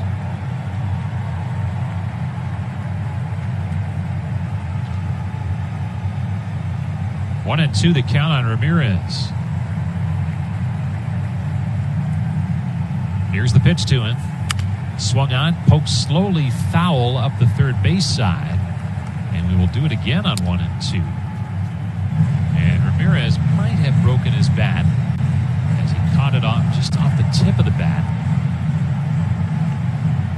Well, he fell down in the count 0-2 in a hurry. And since that time, he's fouled off 5 pitches and taken another for a ball. And this is simply driving up the pitch count and maybe driving Woodruff out of this game before the Brewers would like to see that happen. Woodruff certainly far enough along in the season where he can handle 100 pitches or more. But just the same, nearing the end. Here comes his 1-2 pitch to Jose Ramirez. Fastball swung on, driven high and deep to right. This has a chance way back there. Home run, Jose Ramirez. Oh, it just made it. And Ramirez has put the Indians in front by a score of 3-1. Braun got back there, made a leap at the wall, but he couldn't get to it.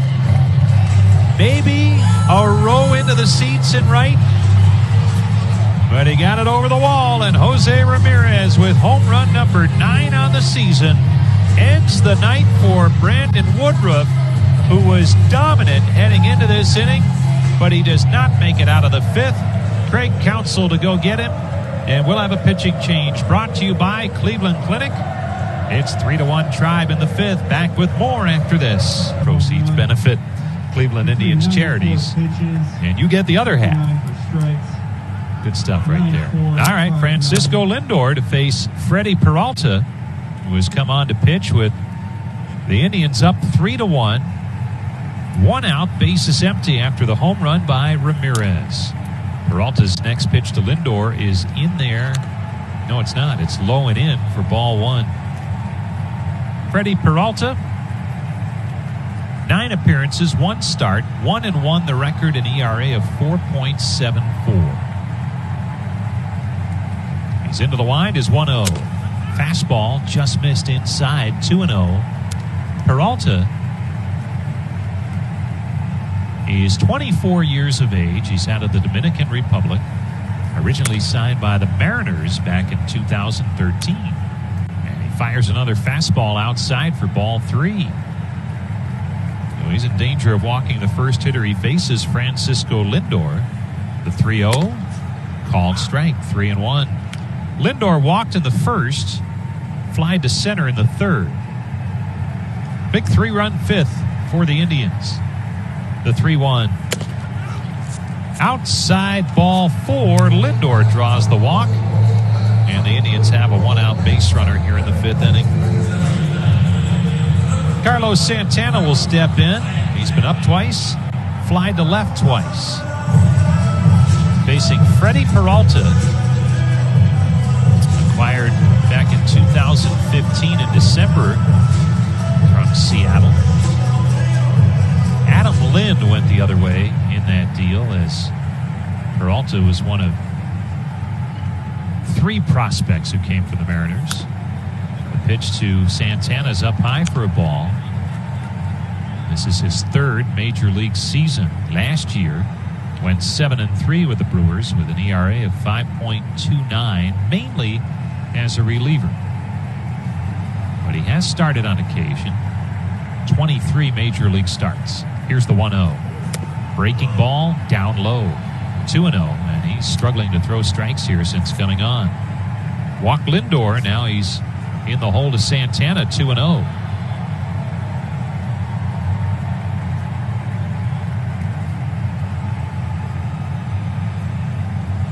Peralta's ready. Here's his pitch. Swung on, ripped to first. Foul ball. Foul ball just past the bag. Jeremy Riggs, the first base umpire, had to make the call and get out of the way at the same time.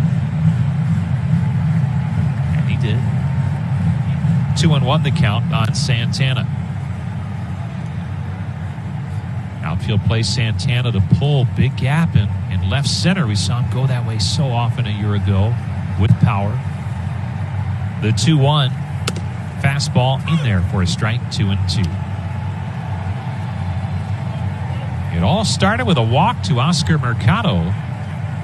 Then Cesar Hernandez doubled him in to tie the game, and Jose Ramirez homered to give the Indians their first lead on the night. Here's the 2-2. Fastball inside, 3-2. So Woodruff's final line. 4 1/3 innings. He allowed 3 runs on 4 hits, walking 3, striking out 7. Man, his stuff seemed like the line would be better than that, but the Indians finally got to him here in the 5th. The 3-2, there goes the runner. The pitch is swung on and foul tipped into the glove for strike 3. And Lindor is safe ahead of the throw at second base with a stolen base. 3rd stolen base on the year for Francisco Lindor. Gets himself into scoring position with 2 outs now, but Franmil Reyes will be the batter. Reyes is 0 for 2 with a line out to right and a strikeout. Indians baseball brought to you in part by Wayside Furniture, and they remind you can enter to win 4 VIP tickets to the 2021 Indians home opener by entering Wayside's Best Seats in the House contest at wayside-furniture.com. Better furniture priced lower.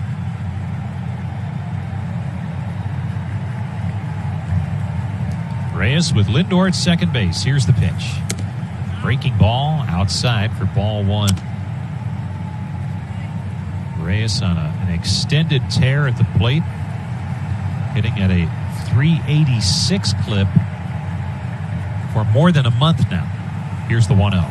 Fastball up high, 2-0 with men in scoring position. Franmil Reyes hitting 333. And the Indians would love to pad that lead right here. Lindor, the base runner, at second with 2 gone. Here's the pitch. Outside and high, ball 3. Peralta takes a long look in at Jordan Baker. Played an umpire tonight.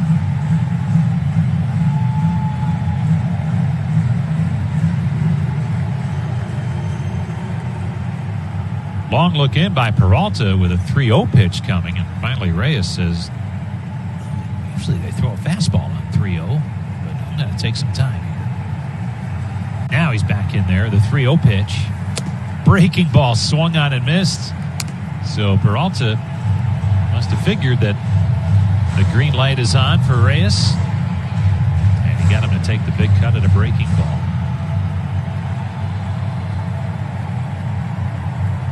3-1 the count on the big right-handed hitter, Franmil Reyes. Here's the pitch.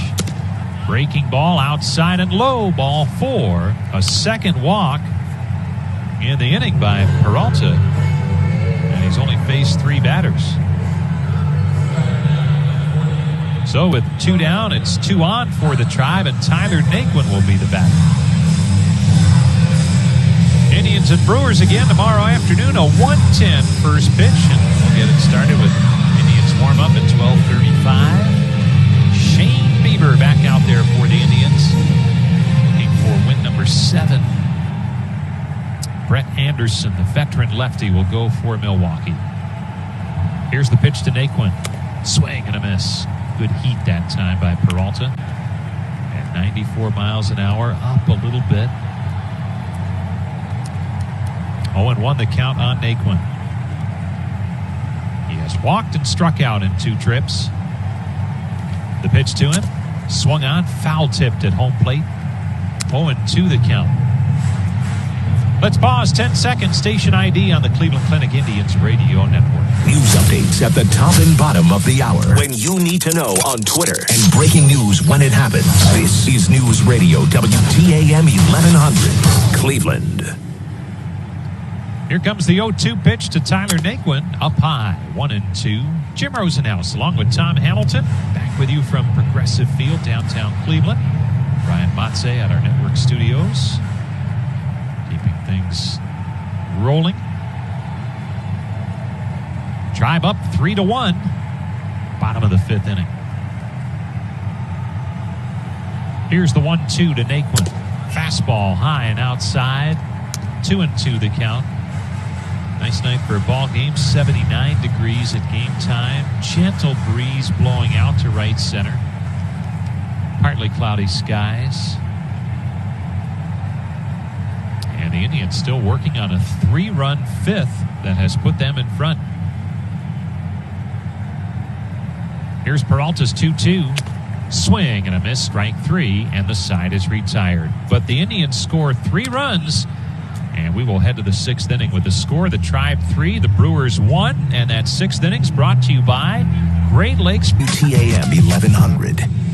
Well, 5 in the books, and the Indians have hit the magic number 3. 3-1 Tribe as Keston Hira takes a first pitch strike from Aaron Savali. When the Indians score at least 3 runs, they are 18-2. The next pitch, and Hira swings and fouls it, and the count 0-2. Hi again, everybody. Tom Hamilton back with you, along with the old Rosebud and the young, dapper Brian Matze. And somewhere tonight, Stephanie Hagel is partying with her hubby Rob. Now the 0-2 pitch. A swing and a long drive deep right field. This ball is gone. Second night in a row that Keston Hira has hit one out of here. Tonight he goes oppo to right. A line drive shot to the seats in right. He has a team high 11 home runs and a team high 25 RBIs. Boy, some of the folks of the Brewers were saying yesterday before the game that Hira had really gotten out of sorts and wasn't having the kind of year that he had a year ago. Shoo. Looked good so far. Christian Yelich takes a first pitch strike. Yelich, a different story. Ground out strikeout tonight. He's 0 for 6. So it's a 3-2 Tribe lead in the 6th, as that's the strike called. 0-2. Aaron Savali gave up a run in the 4th. Daniel Vogelbach had an RBI double, and now Keston Hira solo homer to right. The pitch swung on, grounded toward first, backhanded by Santana. Straightens, throws overhand to the pitcher Savali covering for the out at first. Santana had to go to his right to make that play. The Indians got all 3 of their runs in the 5th inning. Cesar Hernandez had an RBI double to left center, and Jose Ramirez a line drive 2-run homer to right. And that's where we're at now, 3-2 Indians. Brewers batting, 6th inning, 1 out, bases empty. The game summary brought to you by Ford, America's best-selling brand. Ryan Braun has grounded out, struck out. The former National League MVP and Rookie of the Year. He sends a first pitch fly ball to deep right. Back goes Naquin, and this ball hits off the wall in right. Ricochets toward right center. Braun around second, going for 3. Relay throw to third. Feet first slide. He's in with a triple. Boy, you don't think triple when you think Ryan Braun, and that ball just kept carrying over the head of the right fielder, Tyler Naquin, and hit low off the wall. And Ryan Braun has his first triple of the season. He had a couple last year. So the Brewers have the tying run 90 feet from home with 1 down. And Daniel Vogelbach at the plate. And Vogelbach had 2 hits last night, RBI double tonight. So the Indians had just given Aaron Savali the lead. This is the inning that you need the shutdown inning, and Savali having a difficult time. First pitch in there, strike to Vogelbach. So the Brewers have out-hit the Indians 5-4. The Indians lead 3-2, top of the sixth. The Indians infield is partway in, just partway. The set and pitch, and it's under the arms of Vogelbach, and Savali thought he had another strike. 1-1 the count. If you're playing in, you're at the cut of the grass. If you're playing back, obviously you know what that means. The Indians are partway in. Everybody on the dirt. The pitch swung on, towering fly to left, foul, and the count 1-2. Well, you look at Ryan Braun down at third and the incredible career he's had in Milwaukee. He was the fifth player chosen in the draft 15 years ago out of the University of Miami. And I'll tell you what, you look back at that 05 draft, that first round, a lot of really good players. The pitch, and it's low, a curveball, 1-2. Justin Upton was the first pick in the draft in 05, Arizona.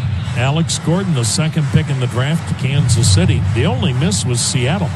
They took Jeff Clement, a catcher out of USC. He never made it. Now Savali's ready, hands at the belt. And the 2-2 to Vogelbach, low, nice block by Leon, full count. Fourth pick in the draft 15 years ago was Washington's Ryan Zimmerman. Oh, he's been a borderline Hall of Famer. Then the fifth pick was Ryan Braun. Troy Tulowitzki went number 7 to Colorado. Cameron Maben, number 10 to Detroit. Andrew McCutcheon, number 11 to Pittsburgh. Jay Bruce, number 12 to Cincinnati. What a first round. Payoff pitch. Swing and a foul at the plate, kind of double clutched on a curveball. Still a full count. Jacoby Ellsbury, Matt Garza, they were all first round picks. Some years, the draft just doesn't produce that kind of talent, but my goodness. A lot of first rounders from the draft 15 years ago have had very long and distinguished major league careers. Now the set in the 3-2. And a curve is down low, and Vogelbach didn't chase. Savali walks him, second walk. And the Brewers have runners at the corners. And for Aaron Savali, he was not going to give in there. If Vogelbach chased it, so be it. Otherwise, you set up a potential double play and a right-handed hitter due next. And now the Indians, pitching coach Carl Willis, is heading to the mound. The Indians' bullpen is quiet, as is the Brewers. The Indians lead the Brewers 3-2. Brewers getting a homer from Keston Hiura to right field here in the sixth. Ryan Braun a triple off the wall in right. And now Daniel Vogelbach with a walk. So Brewers at first and third, one down in the sixth. Cleveland with a precarious 3-2 advantage. And Orlando Arcia, the right-handed hitting shortstop at the plate, 1 for 2 with a single.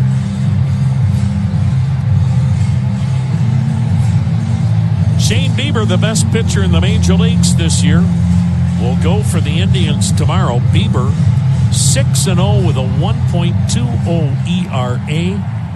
Bieber with 84 strikeouts in 52 innings. Veteran left-hander Brett Anderson for Milwaukee, 110 first pitch. Now the set and the pitch, and it's in there, a fastball strike. Arcia is played as an opposite field hitter toward right, the outfield not deep. Infield back, double play depth. Arcia runs well.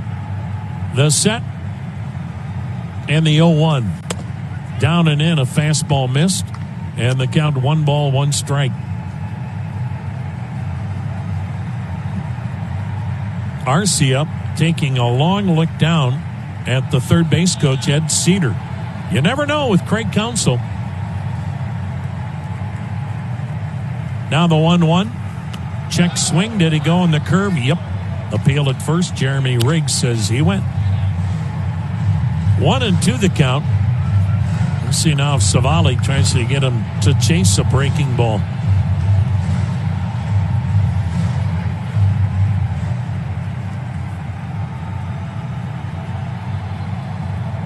Savali comes set at the belt. And the 1-2. Swing and a miss. He went right at him with a fastball and struck him out. 6 in the game for Savali. That's a huge one. Getting Arcia for the second out in the inning. So good sinking fastball from Aaron Savali, and now Omar Narvaez, the left-handed hitting catcher, 1 for 2 with a single.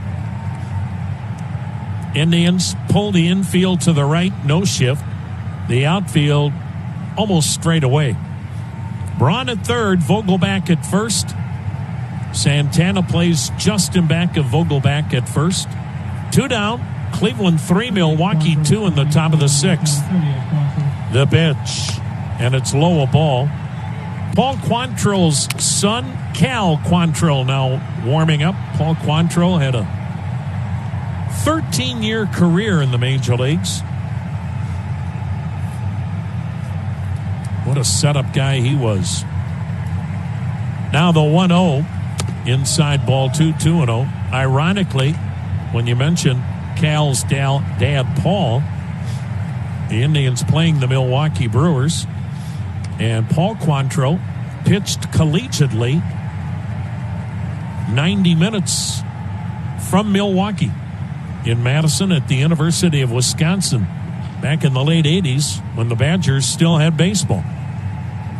Now the set. Now the 2-0. Swung on, grounded foul off to the right. Good changeup, and he was way out in front. 2-1 the count. The Quantrills, they're from just outside Toronto. Omar Narvaez, he's got some pop, but a 175 batting average. 3-2 Indians in the 6th.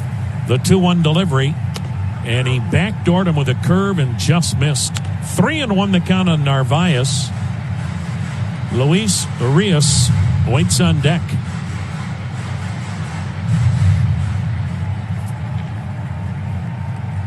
Savali at 95 pitches. Now the 3-1. And it's in there. A strike on the inside corner. He threw him a 3-1 changeup. Narvaez saying, really? Not convinced that Jordan Baker made the right call. Full count.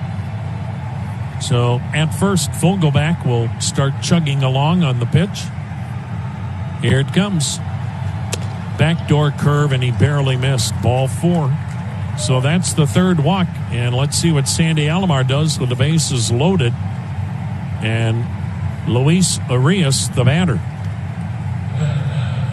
Third walk in the game for Savali, who had walked 6 batters all year coming into this one. 3 walks in a game, the most by Savali. In fact, 2 walks this inning. The most walks he'd given up in any start coming into tonight. So the Brewers have loaded them up with 2 down in the 6th. Cleveland with a 3-2 lead. Righty-righty matchup as Urias steps to the plate. The pitch to him, and it's a little bit high, ball 1. Urias has struck out, grounded out, had a couple of hits last night.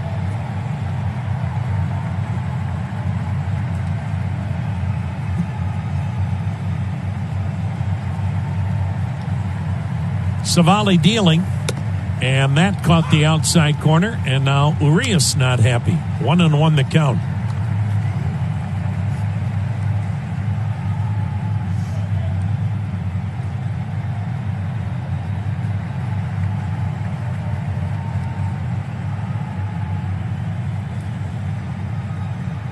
Savali sets and fires.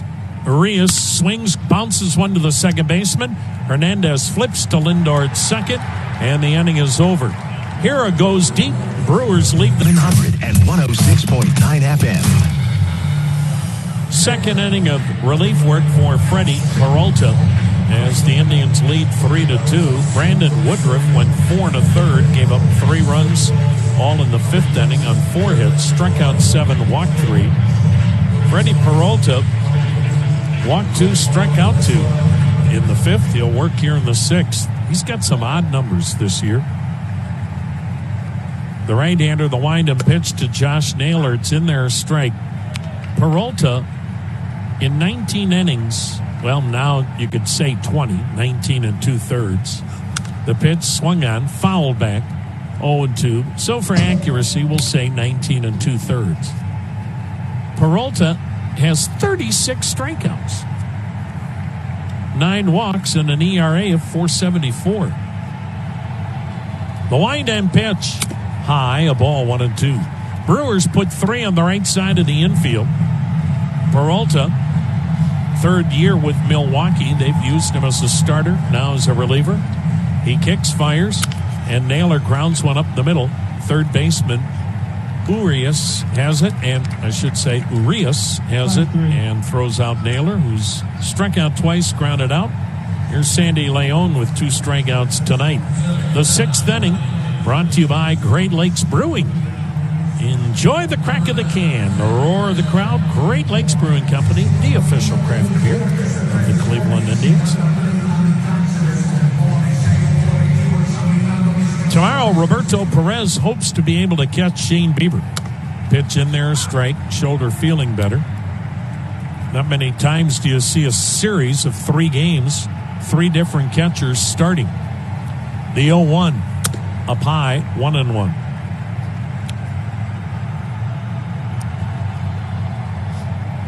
Peralta,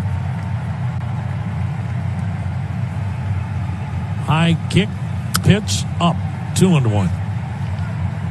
Hey, visit your local Ohio Kubota dealer. They've got savings on Kubota zero-turn mowers, utility vehicles, subcompact, compact, and utility tractors. For a Kubota dealer, go to GoKubota.com.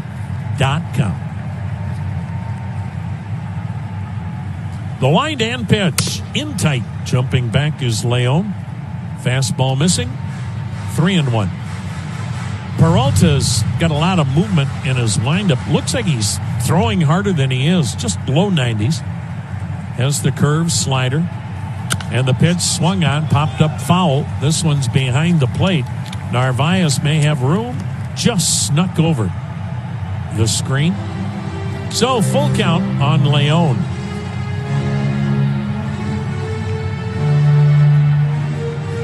Well, looks like Aaron Savali's night is over. He's at 100 pitches, and Cal Quantrill resumes throwing, so he'll come on and work maybe the 7th and 8th. He's a guy can give you multiple innings. Now the payoff, swing and a miss. Leon has struck out all 3 times. 10 strikeouts tonight for Milwaukee pitching. 3 by Peralta. Oscar Mercado with a pop-up and a walk. He will bat with 2 down. Base is empty, 6th inning. 3-2 Cleveland. Indians trying to figure out a way to win at home like they do on the road. The Indians are 14-7 when they play on the road. They're 9-8 here at Progressive Field. The pitch. Up, ball 1. Acting manager Sandy Alomar wonders if there could be something to the pandemic that creates those numbers. The 1-0, a swing and a foul back, 1-1. When the players are back in their home park, obviously they're going to their homes or rental properties. Their family is there. They can go out. When you're on the road, it's like you're on secret double probation. Now the wind and the 1-1, way outside of the backstop, 2-1. And Sandy Alomar was saying, look, when you're on the road, you're basically in your hotel room or you're at the ballpark.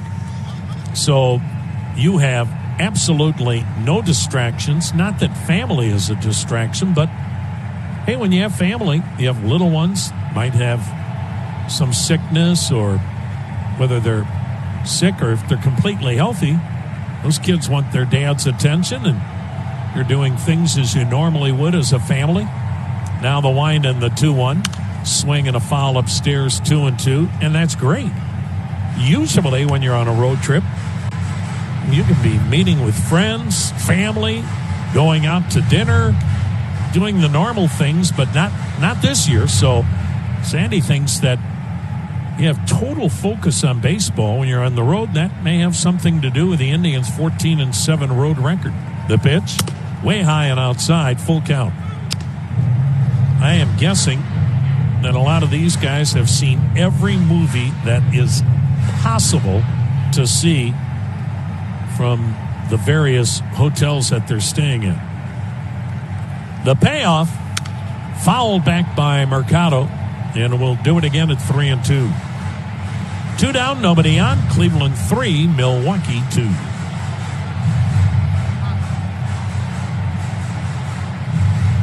Oscar Mercado, it's only been 4 at-bats since he came back from Lake County, but he has better approach right now. It's pretty obvious. He's having much more competitive at-bats.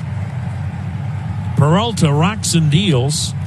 Mercado fouled it straight back, another fastball, and the count stays at 3 balls and 2 strikes.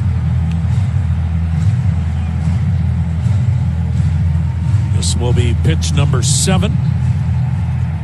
Jose Ramirez sought 10 pitches and finally beat Brandon Woodruff with a 2-run homer to right that put the Tribe up last inning and knocked Woodruff out of the game.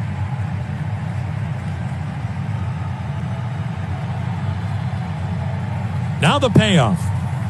Way outside, and another walk for Mercado, his second tonight. Brewer pitchers have walked 6, 3 by Freddie Peralta. And Mercado's a base-stealing threat, and again with Omar Narvaez behind the plate. This is a good time to try to maybe put yourself into scoring position, even if you're throwing out. Well, then the 7th inning begins with the top of the order. Cesar Hernandez, the hitter. He has gone 2 for 3 tonight. Had an RBI double to the gap in left center last inning. He now shares the league lead in doubles with 14. The pitch, runner goes. Pitch is a curveball strike. Throw to second, no chance. And in with a steal is Oscar Mercado, his second of the year. And that for the Indians is stolen base number 3 tonight. Mercado got a very good jump. You can't blame that on Omar Narvaez. That one was stolen off the pitcher. So a runner in scoring position. Claudio warming in the Milwaukee bullpen. 58, Claudio. The Indians with a 3-2 lead, 2 down in the 6th. And Hernandez awaiting the 0-1 pitch from Peralta. Time called. Nope, balk called. Beg your pardon. So to third base goes Oscar Mercado on the Peralta balk. And now a wild pitch, and we've seen Peralta throw a couple to the backstop. The Indians could get a gift run. Brewers have activity in their bullpen. Alex Claudio warming, the left-hander. 3-2 Cleveland. 2 down, runner at third, 6th inning, and the fastball missing in. 1 ball, 1 strike.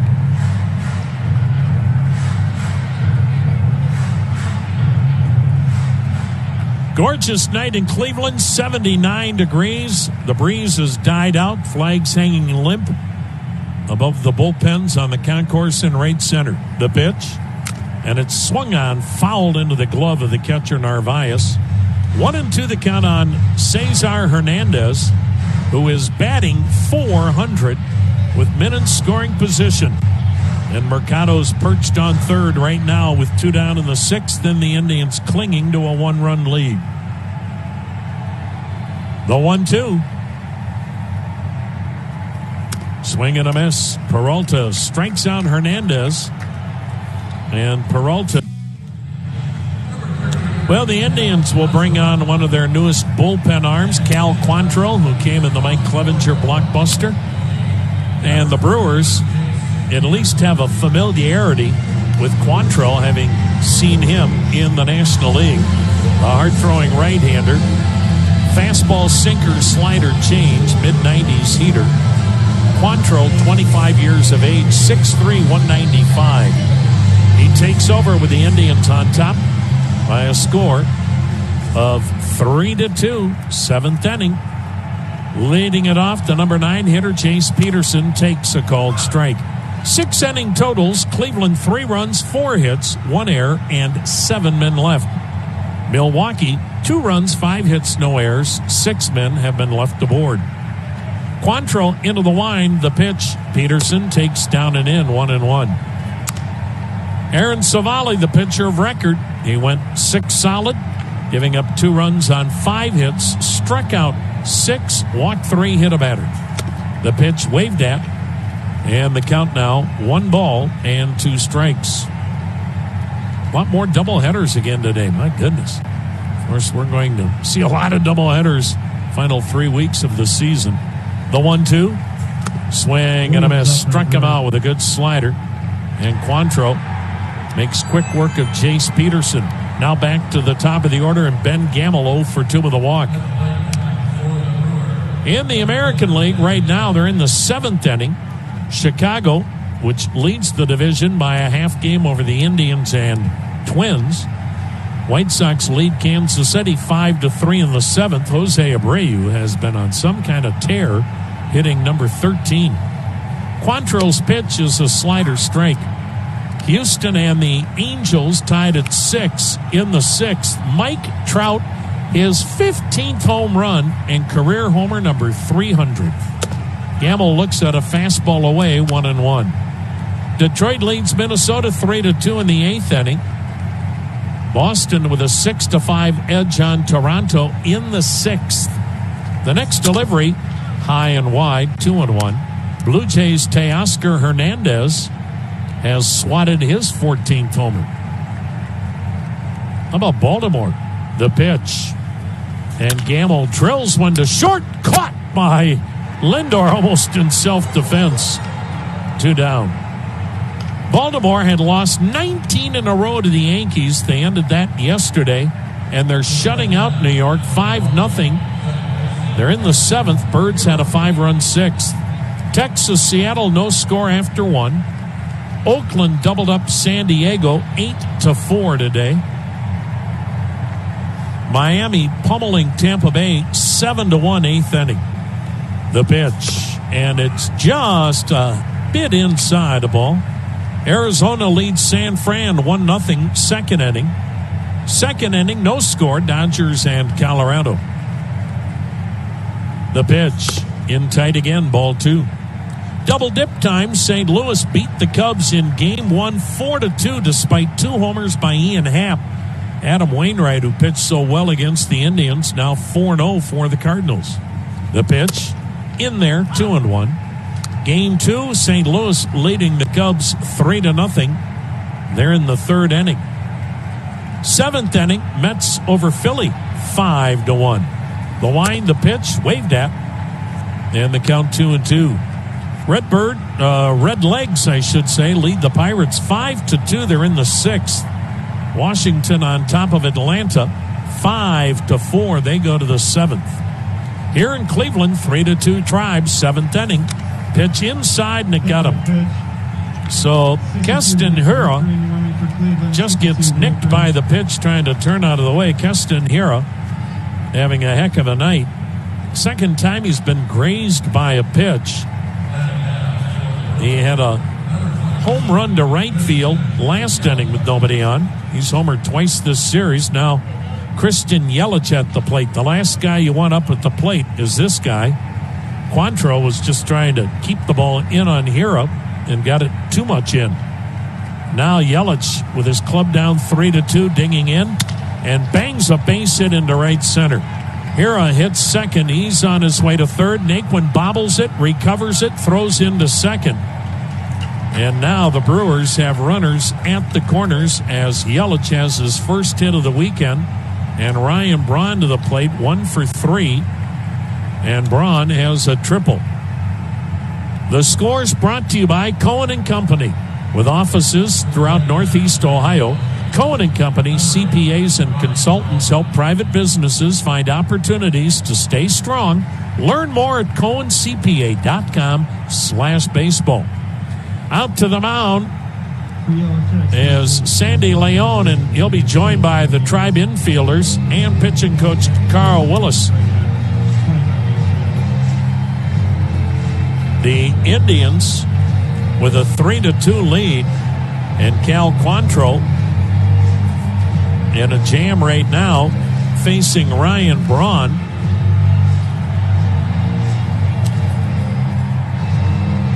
Ironically, even though Quantrill had been pitching with the San Diego Padres, he'd only faced 2 Brewers coming into this one. Eric Sogard, who's on the bench, and Justin Smoke, who got let go. So, first at bat in his career for Ryan Braun. Braun tripled off the wall in right last inning, and he was at third as the tying run with 1 out, and the Brewers couldn't get him in. Now Braun bats with Hira at third, Yelich at first. 2 down, and the Indians clinging to a 3-2 advantage here in the 7th. Outfield for Braun, straightaway medium deep. Infield, normal depth with 2 down. No shift. Right-hander against right-hander. All of this after Quantrill got 2 quick outs. The pitch. Braun looks at a heater, strike. He grazed the jersey of Hira with a pitch, and then Yelich a single to put Brewers at the corners, 2 down in the 7th. Ryan Braun in his 14th year with Milwaukee.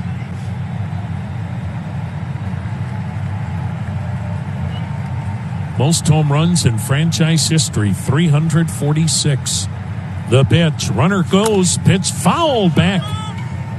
Oh my goodness, catcher's interference on Sandy Leon. How many times are we going to see that this year?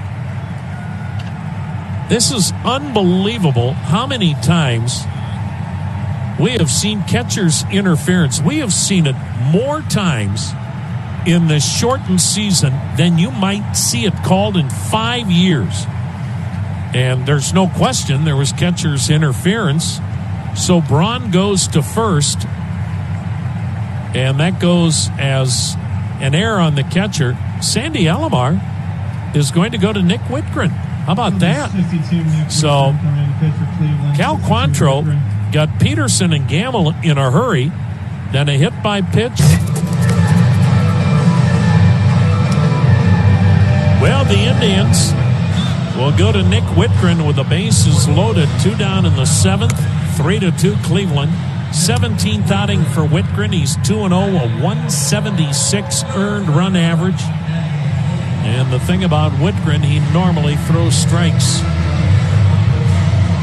So, Daniel Vogelbach trying to become a folk hero in Wisconsin in 2 days. Brewers picked him up off the waiver wire from Toronto 2 days ago. He had 2 hits last night, RBI double tonight. And the big, strong left-handed hitter bats with the bases loaded. 2 down in the Milwaukee 7th. 3-2 Tribe. Whitgren's pitch, swing and a miss. Fastball slider change for Whitgren, the Purdue Boilermaker, who helped the Purdue Boilermakers win their first Big Ten title in 2012 for the first time since 1909. The set by Whitgren, and the pitch, and it's no idea. Change up that sure looked like a strike. Maybe low, 1-1. For Sandy Leon, that's his 3rd catcher's interference. Leon's only played 19 games. Now the set. Now the 1-1. Checked, and it's a strike. Now Vogelbach's not happy. Nothing but change-ups to Vogelbach from Whitgren. Hira at third, Yelich at second, Braun at first. All of this after there were 2 outs, nobody on. 3-2 Cleveland here in the 7th. Whitgren's ready. Checks second. And the 1-2. Swung on, drilled to deep left. Down the line toward the corner. Foul. Came with a fastball. 1 ball, 2 strikes on Vogelback. Vogelback is listed at 6'3", 270. Might be a couple of biscuits short. But he is some kind of strong, and he can swing it. Indians play him as an opposite field hitter. My goodness. The left fielder, Josh Naylor, is maybe 35, 40 feet off the line. The center fielder, Mercado, is almost in the gap in left center. Naquin is almost straight up in right. Well, you don't see this alignment very often with a guy that's a good pull hitter and a good home run hitter. But this is what the Indian scouting reports dictate. Bases loaded. Brewers batting, 7th inning, 2 down, 3-2. Indians leading Milwaukee. Whitgren's ready, and the 1-2 offering. Strike 3 called, a fastball, and Vogelback couldn't pull the trigger. The Brewers leave them loaded for the 2nd inning in a row. Well, the Indians will face a hard thrower, Devin Williams, former 2nd-round pick by Milwaukee, and he's a good one. 3-2 Cleveland, bottom of the 7th. The 2, 3, and 4 hitters in the Indians lineup. This kid, Devin Williams, mid-90s fastball and a great changeup, an occasional slider, and he's got incredible numbers so far this year. Leading off, swinging and missing at the changeup, Jose Ramirez. He may have seen his last fastball this weekend. On the 10th pitch of the at-bat, he hit a Brandon Woodruff fastball for a 2-run homer to right. Checks on a changeup that bounces away, but it must have glanced off his bat. Scoreboard says 0-2. Ramirez tonight, bunt single, 2-run homer to right that made it 3-1 Indians. Now it's 3-2. Williams kicks, fires, and a swing and a miss. Whether it was a swing or he tried to hold up and was called, it's a strikeout. And Williams records the 12th Brewers strikeout. Williams' numbers in 14 games, he's 3-1 with a 0.60 earned run average. He's given up 1 earned run in 15 innings. 31 strikeouts in those 15 innings. And, 4 hits allowed. Here is Frankie Lindor, 2 walks and a flyout. Brewers put a shift to the right side of the infield. 3-2 Cleveland, the pitch, and it's swung on, bounced foul through the first base coaching box. Strike 1. Hey, Tribe fans, while you listen to the game, enjoy the great taste of Montgomery Inn, the official barbecue of the Cleveland Indians. Available at your local grocer and at MontgomeryInn.com. Montgomery Inn, they indeed are the Rib Kings. No question. Lindor sends a soft fly ball to right, and in to grab it is Ryan Braun. And that is out number 2.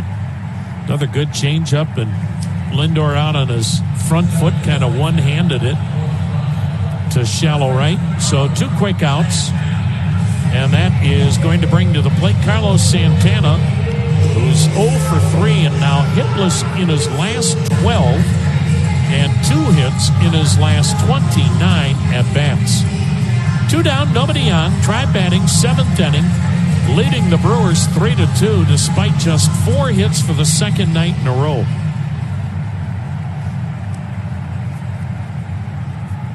The Indians made the most of 2 of them in the 5th. The wind-end pitch, and it's a check swing strike and a changeup.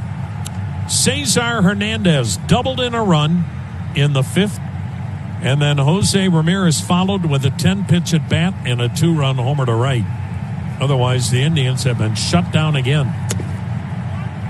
That changeup misses low, 0-2. This guy, Devin Williams, throws a changeup in the low 80s and his fastball in the mid-90s. Second year with the Brewers. Now the 1-1.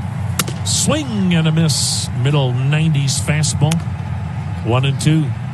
Brewers made him a second-round pick out of high school 7 years ago. He was in the minors 6 years and didn't pitch all of 2017 because of Tommy John surgery. Their patience has been rewarded. Boy, he's a good one. The pitch, down and away, a changeup, and the count 2-2. Indians have seen some really good arms this weekend. Milwaukee, though, like the Indians, just can't score runs. And normally you see Williams in a game where the Brewers have a lead. Williams and Hader set up nicely. The 2-2. Fouled back a fastball. Will do it again at 2 balls, 2 strikes. So a rare time where they have to face him trying to get some insurance here, but need some work, obviously. But, man, the back end of their pen, if they can get to it with a lead, it's trouble. Well, the Indians feel the same way, although right now, Karinchak's a mystery. And suddenly the back end of the bullpen isn't nearly as deep. Now the wind and the 2-2. Ooh, change up a little low, full count. Indians with a 3-2 lead. Tribe getting good pitching tonight from Aaron Savali, Cal Quantrill, and Nick Whitgren. Whitgren will try to go multiple innings tonight to bridge the gap to Brad Hand. Now the payoff. Swing and a miss on a changeup. Williams strikes out Santana, and we go to the 8th inning. 3-2, the Indians lead the Brewers. Rosa each morning at 8:45. Claudio back out for the Brewers. It's a 3-2 ball game. Tribe on top of the Brewers, 8th inning. Nick Whitgren got out of the bases loaded situation, striking out Vogelback to end the 7th. He works the 8th, and Orlando Arcia, big swing and a foul down the right side into the club seats for strike 1. Arcia 1 for 3 with a single. Alex Claudio, the veteran left-hander, warming in the Milwaukee bullpen. Shane Bieber and Brett Anderson. The matchup tomorrow at 1:10. Whitgren's pitch, way outside. Ball 1, strike 1.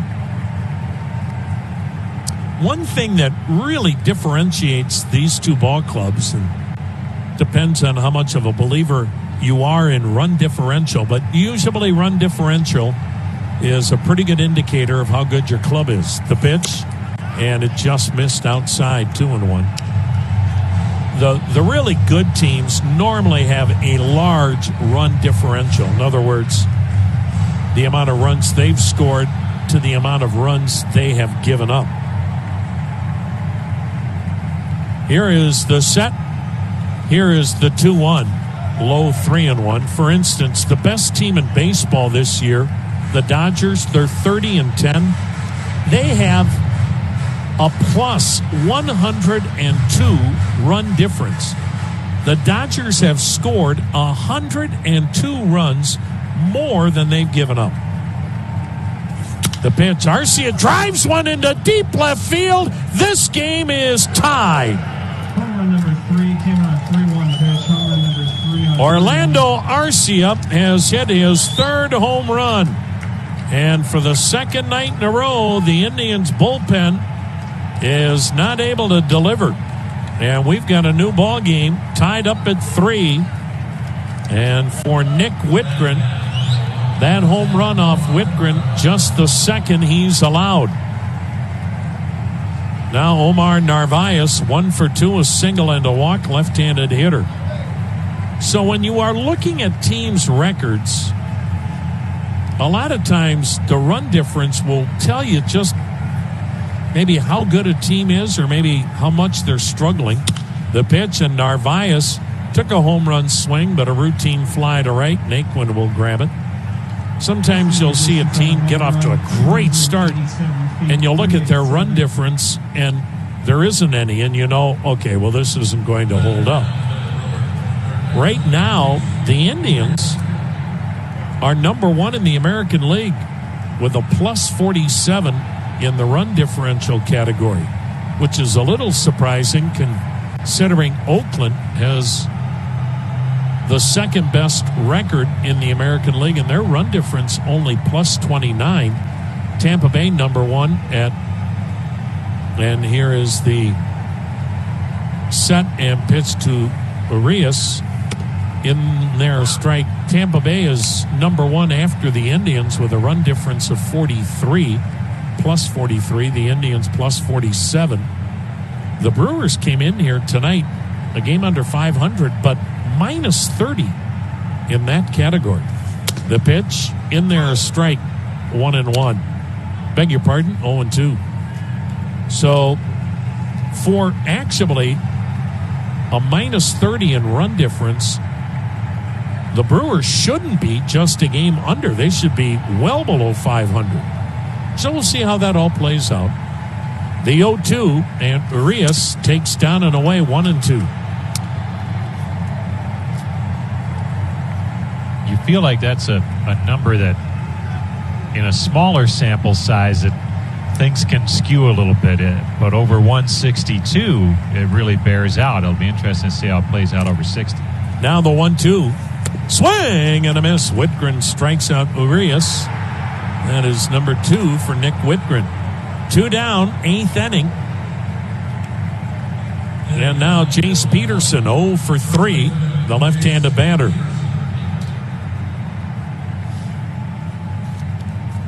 Well, this is too what happens to your bullpen a little bit when suddenly a guy that had been your 8th inning guy is struggling.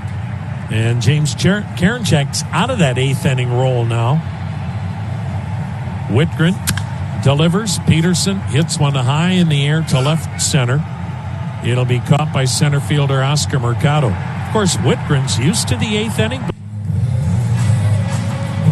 Well, Devin Williams, who was so impressive in a 1-2-3 7th, is going to try to give his manager, Craig Counsell, multiple innings.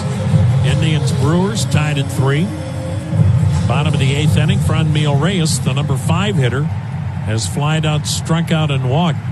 Indians closer Brad Hand warming. The wind and pitch, and a fastball is a little bit low, ball 1. Williams thought he had a strike. Well, the full-size American-made Toyota Tundra is with you for the long haul as Williams' pitch is waved at. Good changeup, 1-1.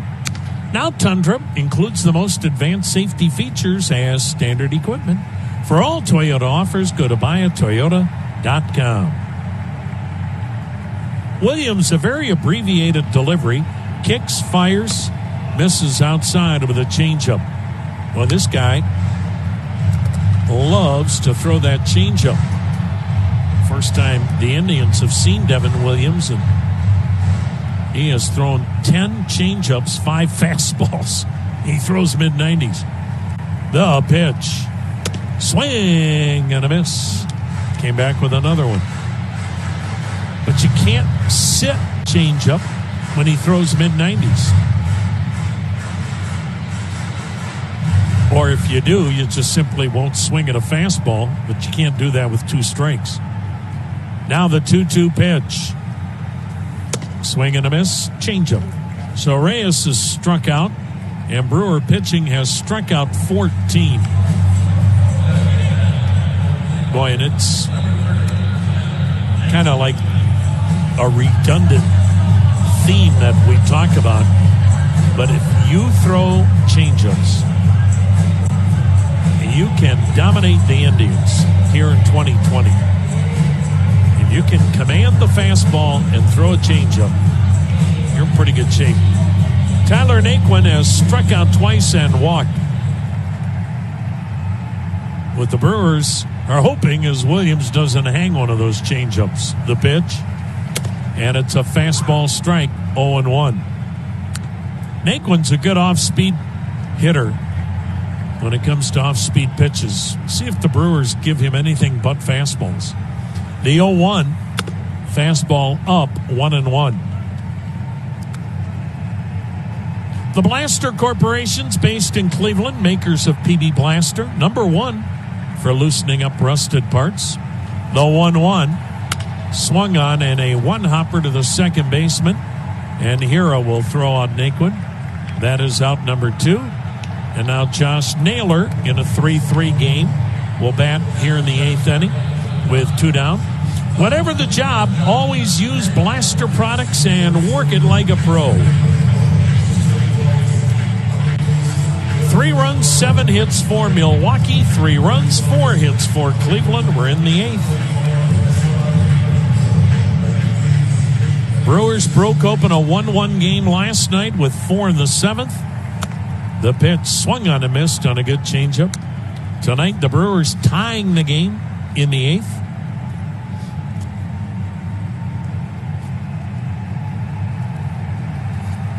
Naylor played as an opposite field hitter toward left, medium deep. Williams pitch. Checked on a changeup away. He went around, says the third base ump, Jerry Meals. And the count 0-2.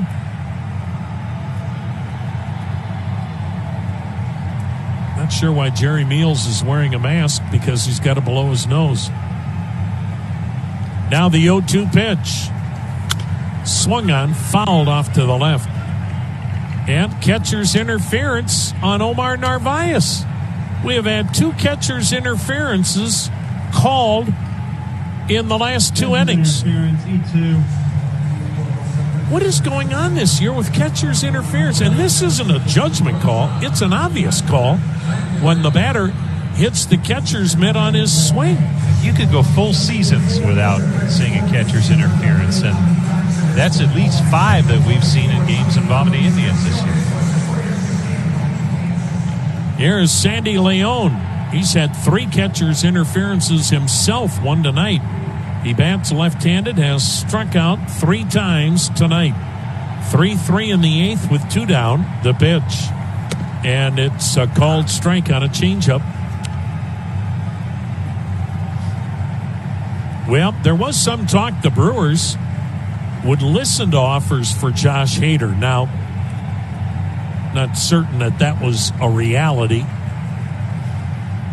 The 0-1 pitch, swing and a miss, change up 0-2.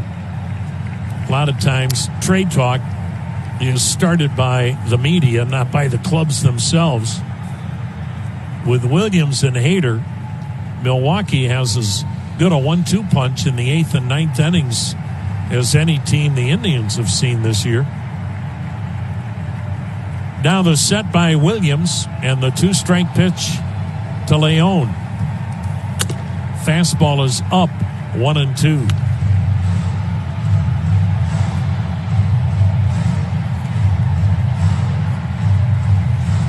Boy, if the Brewers ever traded Josh Hader this winter, they would have to have just an offer they couldn't refuse. But the way it is with prospects anymore, those deals might be long gone. The 1-2, swing and a miss. 4 strikeouts for Leon tonight as he just go to their closer as Brad Hand will work the 9th inning in a ball game tied at 3. Nick Whitgren went an inning and a third, gave up a run on a hit, struck out 2. Orlando Arcias homer to the bleachers and left in the 8th, tying this game at 3. Brad Hand will face a pinch hitter. It's Tyron Taylor will bat for Ben Gamble. Boy, that's interesting. Gamble, the hottest Brewer and the leadoff hitter, pulled because of a lefty-lefty matchup. Taylor looks at a slider down and in, ball 1. And this guy, Taylor, has batted twice, 0 for 2. Brad Hand sets at the belt. And the 1-0 pitch, way outside, ball 2, 2-0. Brad Hand, with 10 saves this year, he's 0-1, ERA 3.09, his 14th appearance. Josh Hader warming in the Brewer bullpen. You don't have to look at the number. You look at the hair flying everywhere. He's fun to watch. Taylor sends a drive to deep right center field. This is trouble, and it is off the top of the 9-foot wall. Into second with a stand-up double is Tyron Taylor as a pinch hitter. And that's why Craig Counsell's the manager and I'm not. It seemed odd that he'd go to a guy that was 0 for 2 over the red-hot Ben Gamble. But Taylor delivers with a double off the top of the wall in right center. And the Brewers have the go-ahead run at second with nobody out in the ninth. And Heston Hira, the batter, and Hira homered last night and swatted another one tonight, a solo job to right. He's twice been hit by a pitch, 1 for 2 with that homer. Now the set by Brad Hand, and Hira digging in, doesn't show bunt, and takes a little outside, ball 1.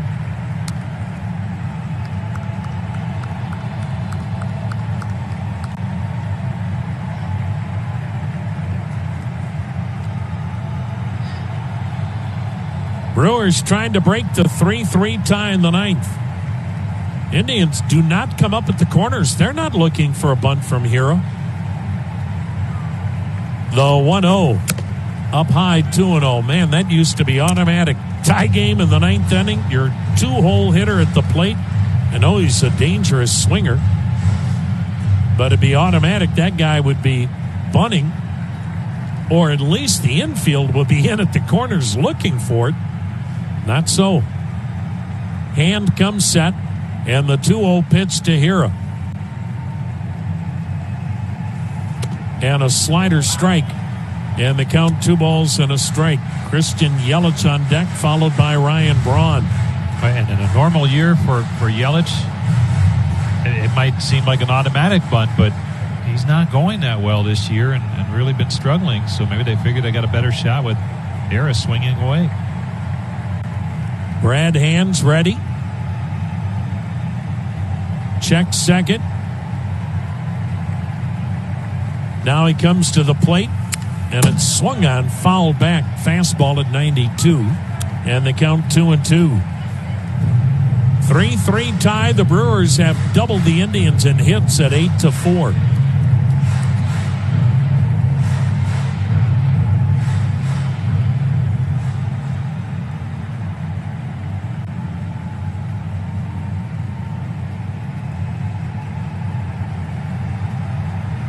Brad Hand's ready. Very deliberate, holding at the belt, and the pitch. Swing and a miss. Struck out Hira. Huge strikeout because that runner is still at second. 1 down. And that'll bring up Christian Yelich. He's 1 for 4 with a single. Left on left.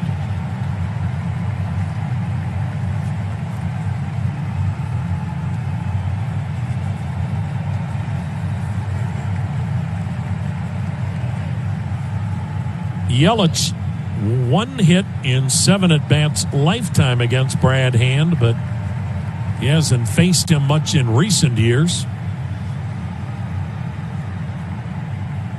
With Hand now here in Cleveland. Hand looks back at second. Now he comes to the plate.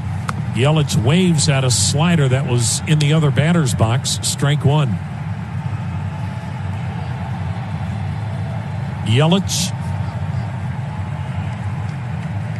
averaging 40 homers and 104 RBIs the last 2 years. Back-to-back National League batting titles. And now batting $198. The set and the pitch. Way outside. Good stop by Leon going to his left. Taylor, the runner at second with 1 down. 9th inning in a 3-3 ball game. Indians just a touch toward left, the opposite way for Christian Yelich, who in March, when we still were at spring training, boy, did he make news in the desert and made a lot of folks happy in Wisconsin. Now the set and the 1-1 pitch. And Yelich takes a slider strike, 1-2. Yelich had this year and next year left on his contract. And what did he do? But he signed a 7-year extension. So he is with Milwaukee for the next 9 years. And he left a lot of money on the table by not becoming a free agent because he loves it in Milwaukee. The pitch, swung on line towards center field, coming on Mercado with drop space hit. Hira has to stop at third because he couldn't take a chance on that ball being caught. So Yelich delivers a single to center. And I said, Hira, Taylor couldn't take a chance on that ball being caught. And he goes to third.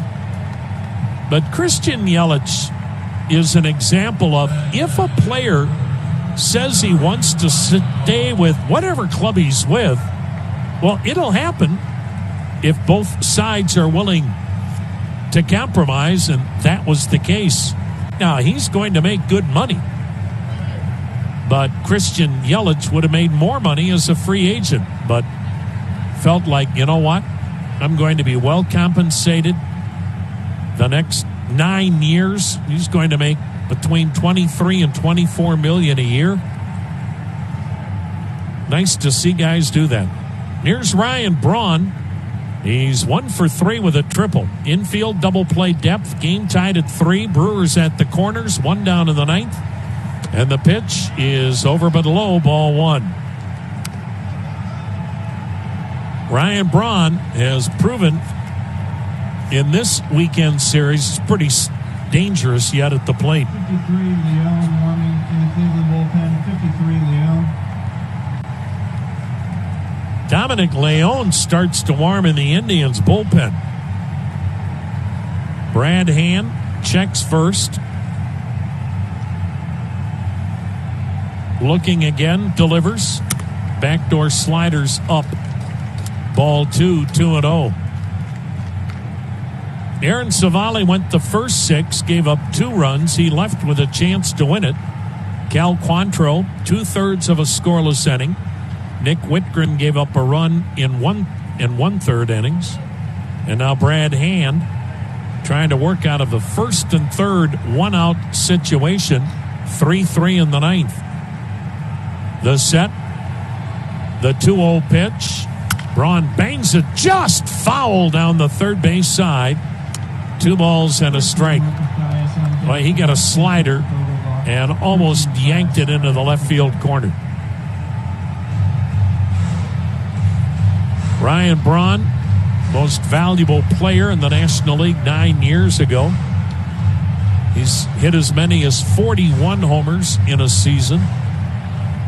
6 times he's hit 30 homers or better.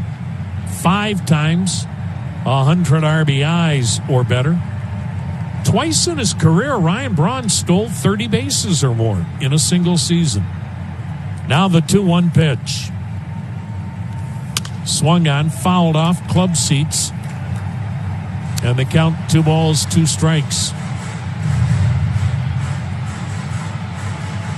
His numbers have dropped significantly this year. 2 home runs, batting .191. Last year, he had 22 homers. 2018, he had 20, but he's 36. Your numbers are supposed to go the other way when you get in your mid-30s. Hand with a set and the 2-2 offering. Swing and a miss. He chased a slider in the dirt. A mammoth strikeout by Brad Hand. And Ryan Braun is out number 2. And that keeps runners at first and third, but now there are 2 men out. So a leadoff double by Tyron Taylor. 13 Matthias. As Carl Willis is going to the mound, as former Indians minor leaguer Mark Mathias is going to pinch hit for Daniel Vogelbach. So Taylor pinch hitting, got a double to start the inning. The Brewers didn't try to bunt him over. And Keston Hira struck out, keeping the runner at second.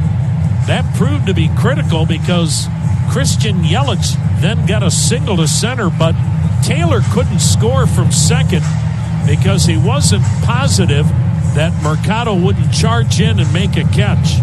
So he could only go to third. And then Braun strikes out. And now runners at the corners for the pinch hitter Mark Mathias, the one-time Cleveland Indians farmhand, who's getting a chance in Milwaukee. He'll get a lot more chances if he can deliver here.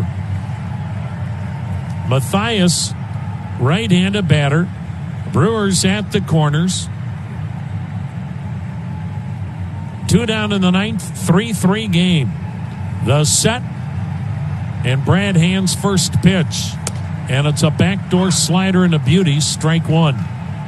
Mathias batting .286, no homers, and 4 runs batted in.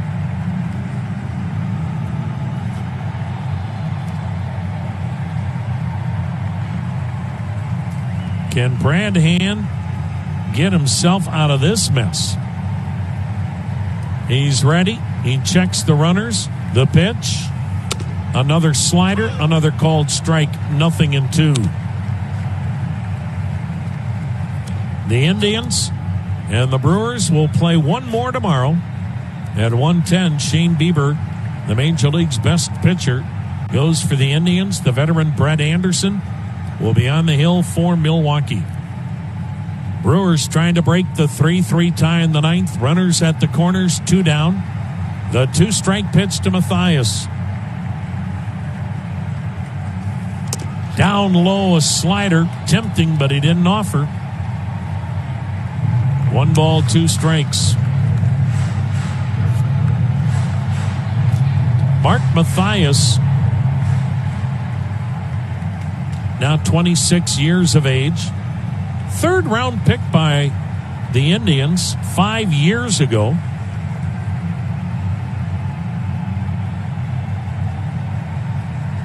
Milwaukee got him for a minor league catcher. Now the 1-2. Swung on, popped him up. On the right side, shallow right, Santana, and makes the catch, but I'll tell you what, it into a game tie.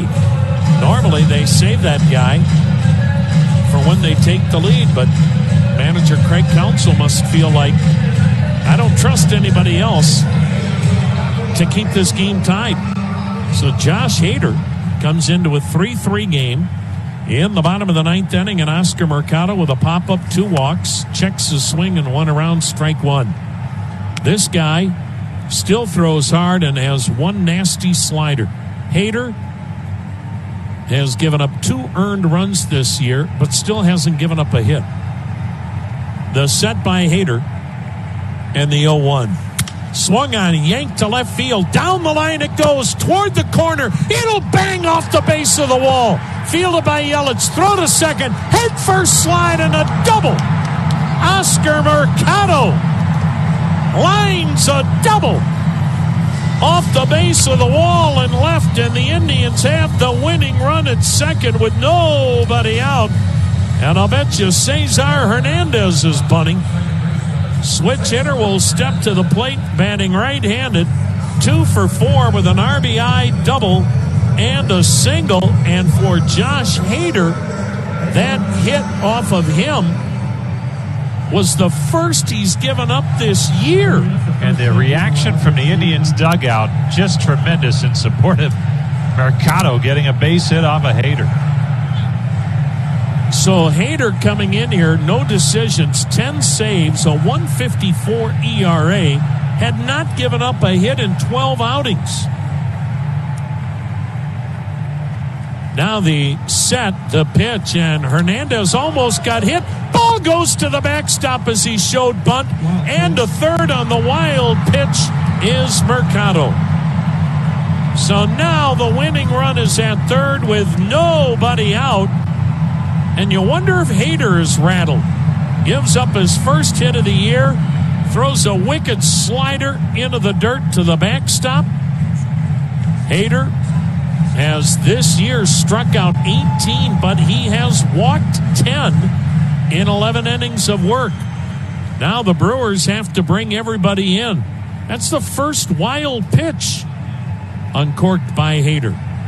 So Milwaukee is going to bring not only the infield in, they're bringing in another infielder, as Ryan Braun has come in to play first base, and Jace Peterson, who had been playing first, is now behind the mound. A 5-man infield drawn in. Hernandez swings away and misses, and the count 1-1. The Brewers have 2 outfielders, Yelich in left, and now Taylor in right. They're shallow. Infield in, 5 of them. The pitch, swung on, banged into the hole, into left field, base hit.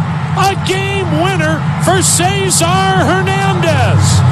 Josh Hader had not given up a hit this year and faces 2 Indians in the 9th. Oscar Mercado doubles, and Cesar Hernandez singles him home, and the Indians get a walk-off win as the Tribe in the 9th inning has stunned the Milwaukee Brewers by a final score of 4-3.